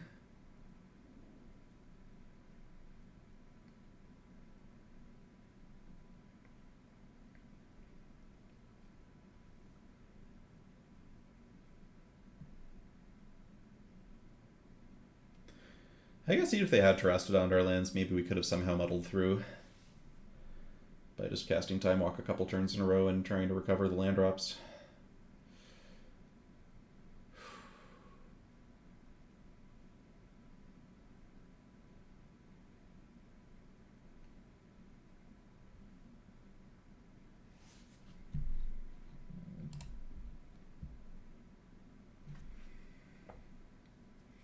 But yeah, I've had no trouble winning games thanks to Monastery Mentor and people not playing that much removal in this format.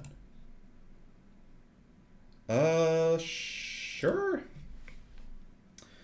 It's not a great hand, but I'm pretty willing to keep a hand that can cast Cryptic Command and that has a little bit of an aggressive slant with Dire Fleet.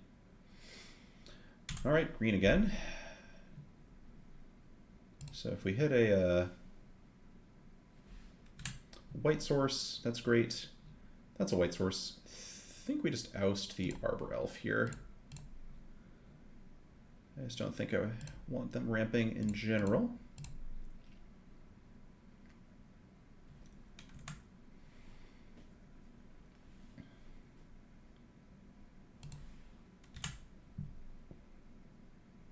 Okay, Gush not doing a lot. Do I play Dire Fleet Daredevil or do I wait? Okay, they just played an island, so there's, unlike like a mono green deck, there's a decent chance they've got some instants and sorceries I can steal, so I think we just chill. Our Elf is fine.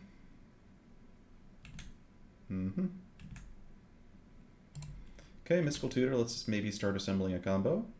Play this game a little slower.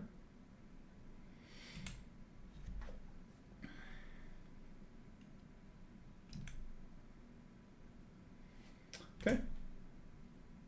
Unholy Healy nice later. Don't mind the staring contest.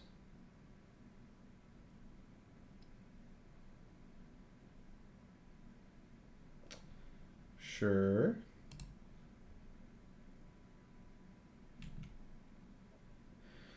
Okay, let's test the waters a bit here. Do I cast? I wonder if I should hard cast Gush or just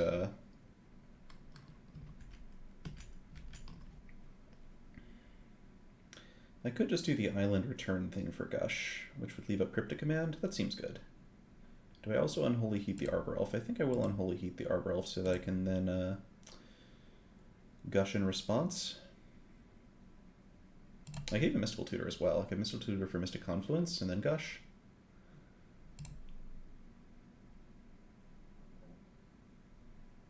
Oh, but then I can't Cryptic Command, so I'm not going to do that.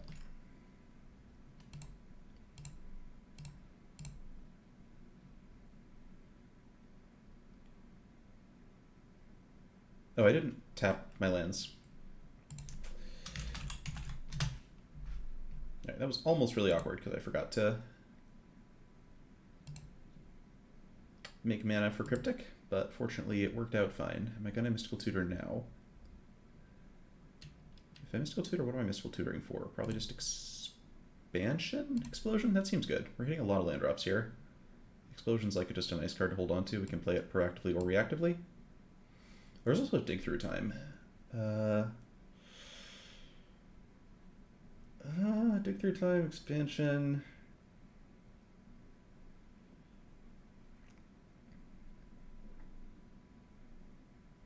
Dig Through Time puts a sense of pressure on them, which is nice. I think I'll take Dig.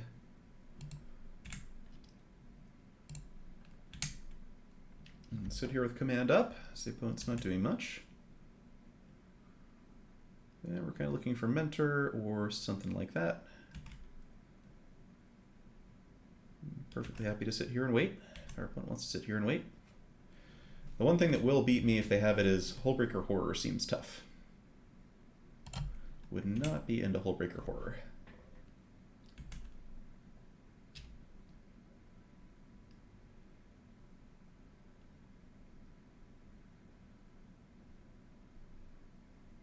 Coalition Relic. I'm pretty down to counter this just to like get something done here. They might be enabling a splash color, and I mostly just want to, yeah, get them to commit to doing something. Hydrate Crisis for 1, that's fine. Okay.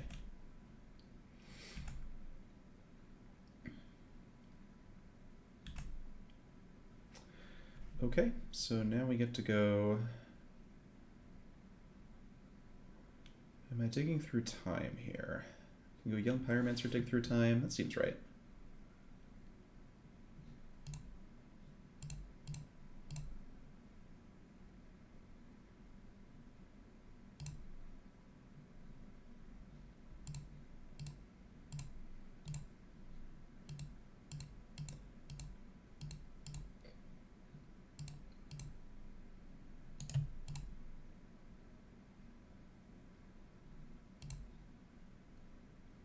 Okay, we'll take a definitely Monastery Mentor, and I think Sensei's Divining Top to go with it, because that lets me start setting up some good combos. There's also Iteration. Could just take Iteration, that goes well with Mentor as well.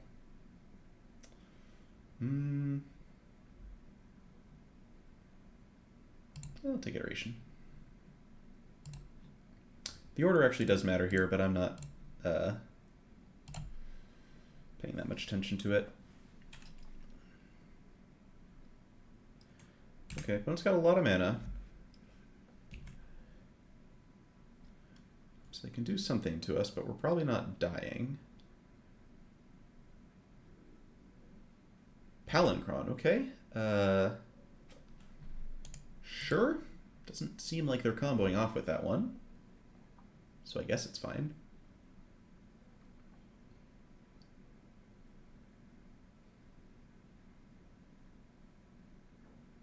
Crater Hoof. Okay.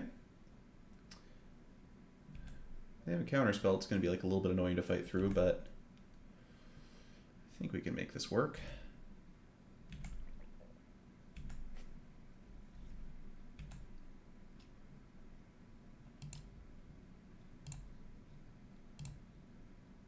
Let's see if this gets countered. If this gets countered, we get to start time walking. Cool.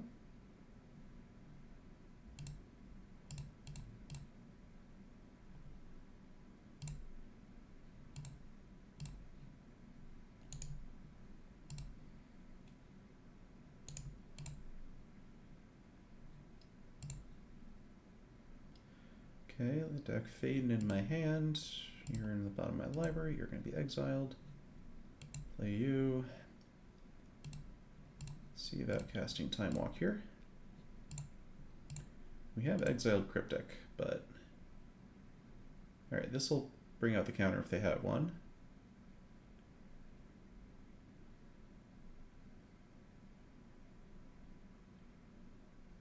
I'm really hoping it's like a Mystic Confluence, because then I can Direfleet Daredevil it. Nice. Okay. So they counter, draw 2. So if they have Crater Hoof, we lose to Crater Hoof, but otherwise they've actually kind of put us in a nice spot by giving us the ability to Direfleet Daredevil their stuff. Maybe.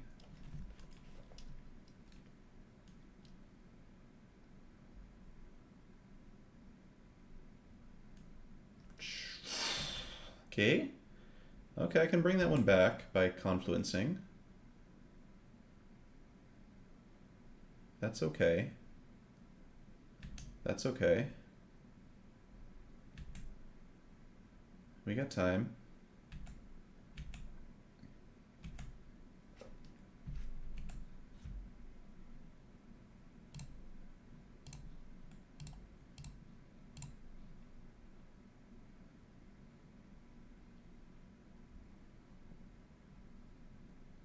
Okay.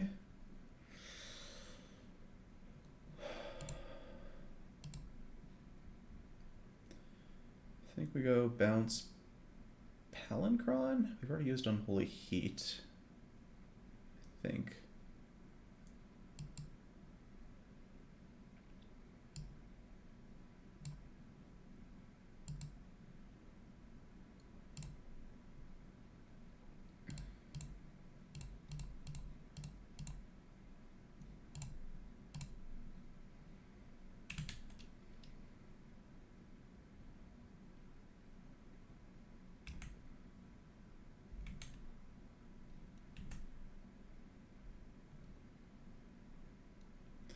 Okay, cool. Drawing Jace is potentially nice.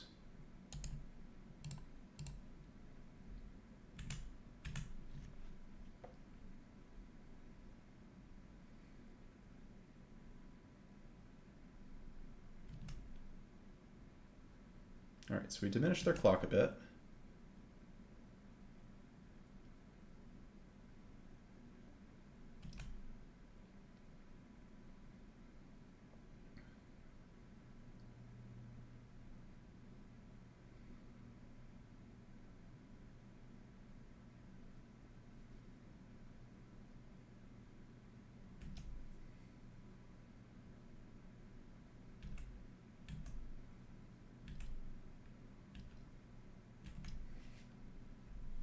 Council's Judgment looks great. Let's go Mentor.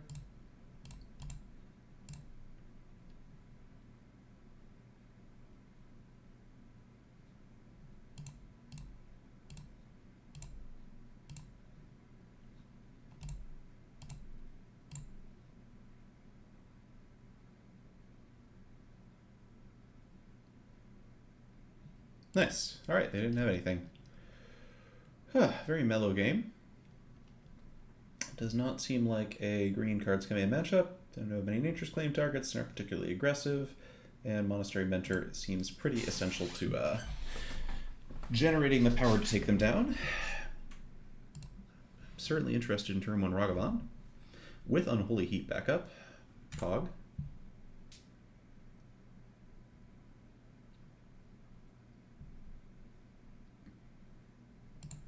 And there's the best card in my deck, except for Time Walk.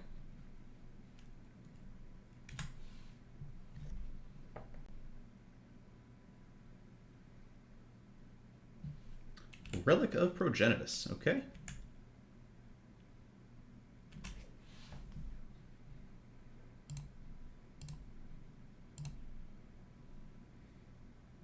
They're done. All right. Cool. All right. Secure the victory. That means we get to open a treasure chest. Love opening treasure chests.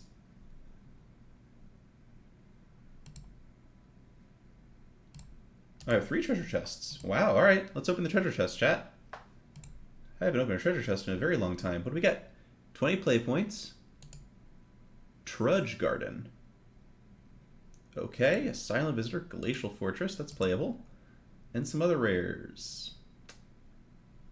All right. Cool value. Great. All right. Well, this has concluded the last Magic Online I'm probably going to be playing for a while. The next stream I'm likely to do will be for the Arena Cube and or for Storybook Brawl, because I have tournaments in both of those coming up this weekend. Thanks everybody for watching. Glad we finally were able to get our first trophy. Pull off some sick Monastery Mentor Time Walk games. And we have a promo pack, which is going to have some card I probably have 10 copies of already, because I don't know how if they rotated out. Liliana's Triumph. Yay! All right. We even have some qualifier points. I don't know how to use these. Never going to get any more, so it's fine. Yeah. If you feel like watching some high octane Arena Cube content, somebody who takes the cube very seriously trying to actually win games with it, then mine would be a pretty good stream to follow. You should consider following if you haven't already. And yeah, hope to see you all very likely sometime on Thursday. Anybody we can raid here? Let's find out.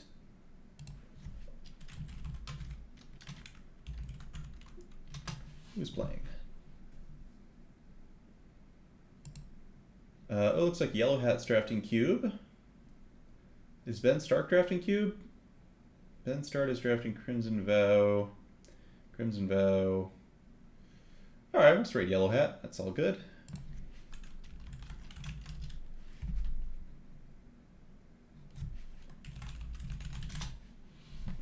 Send you all that way. Thanks again for watching. Hope you enjoy the cube action. And hope to see some of y'all on Thursday.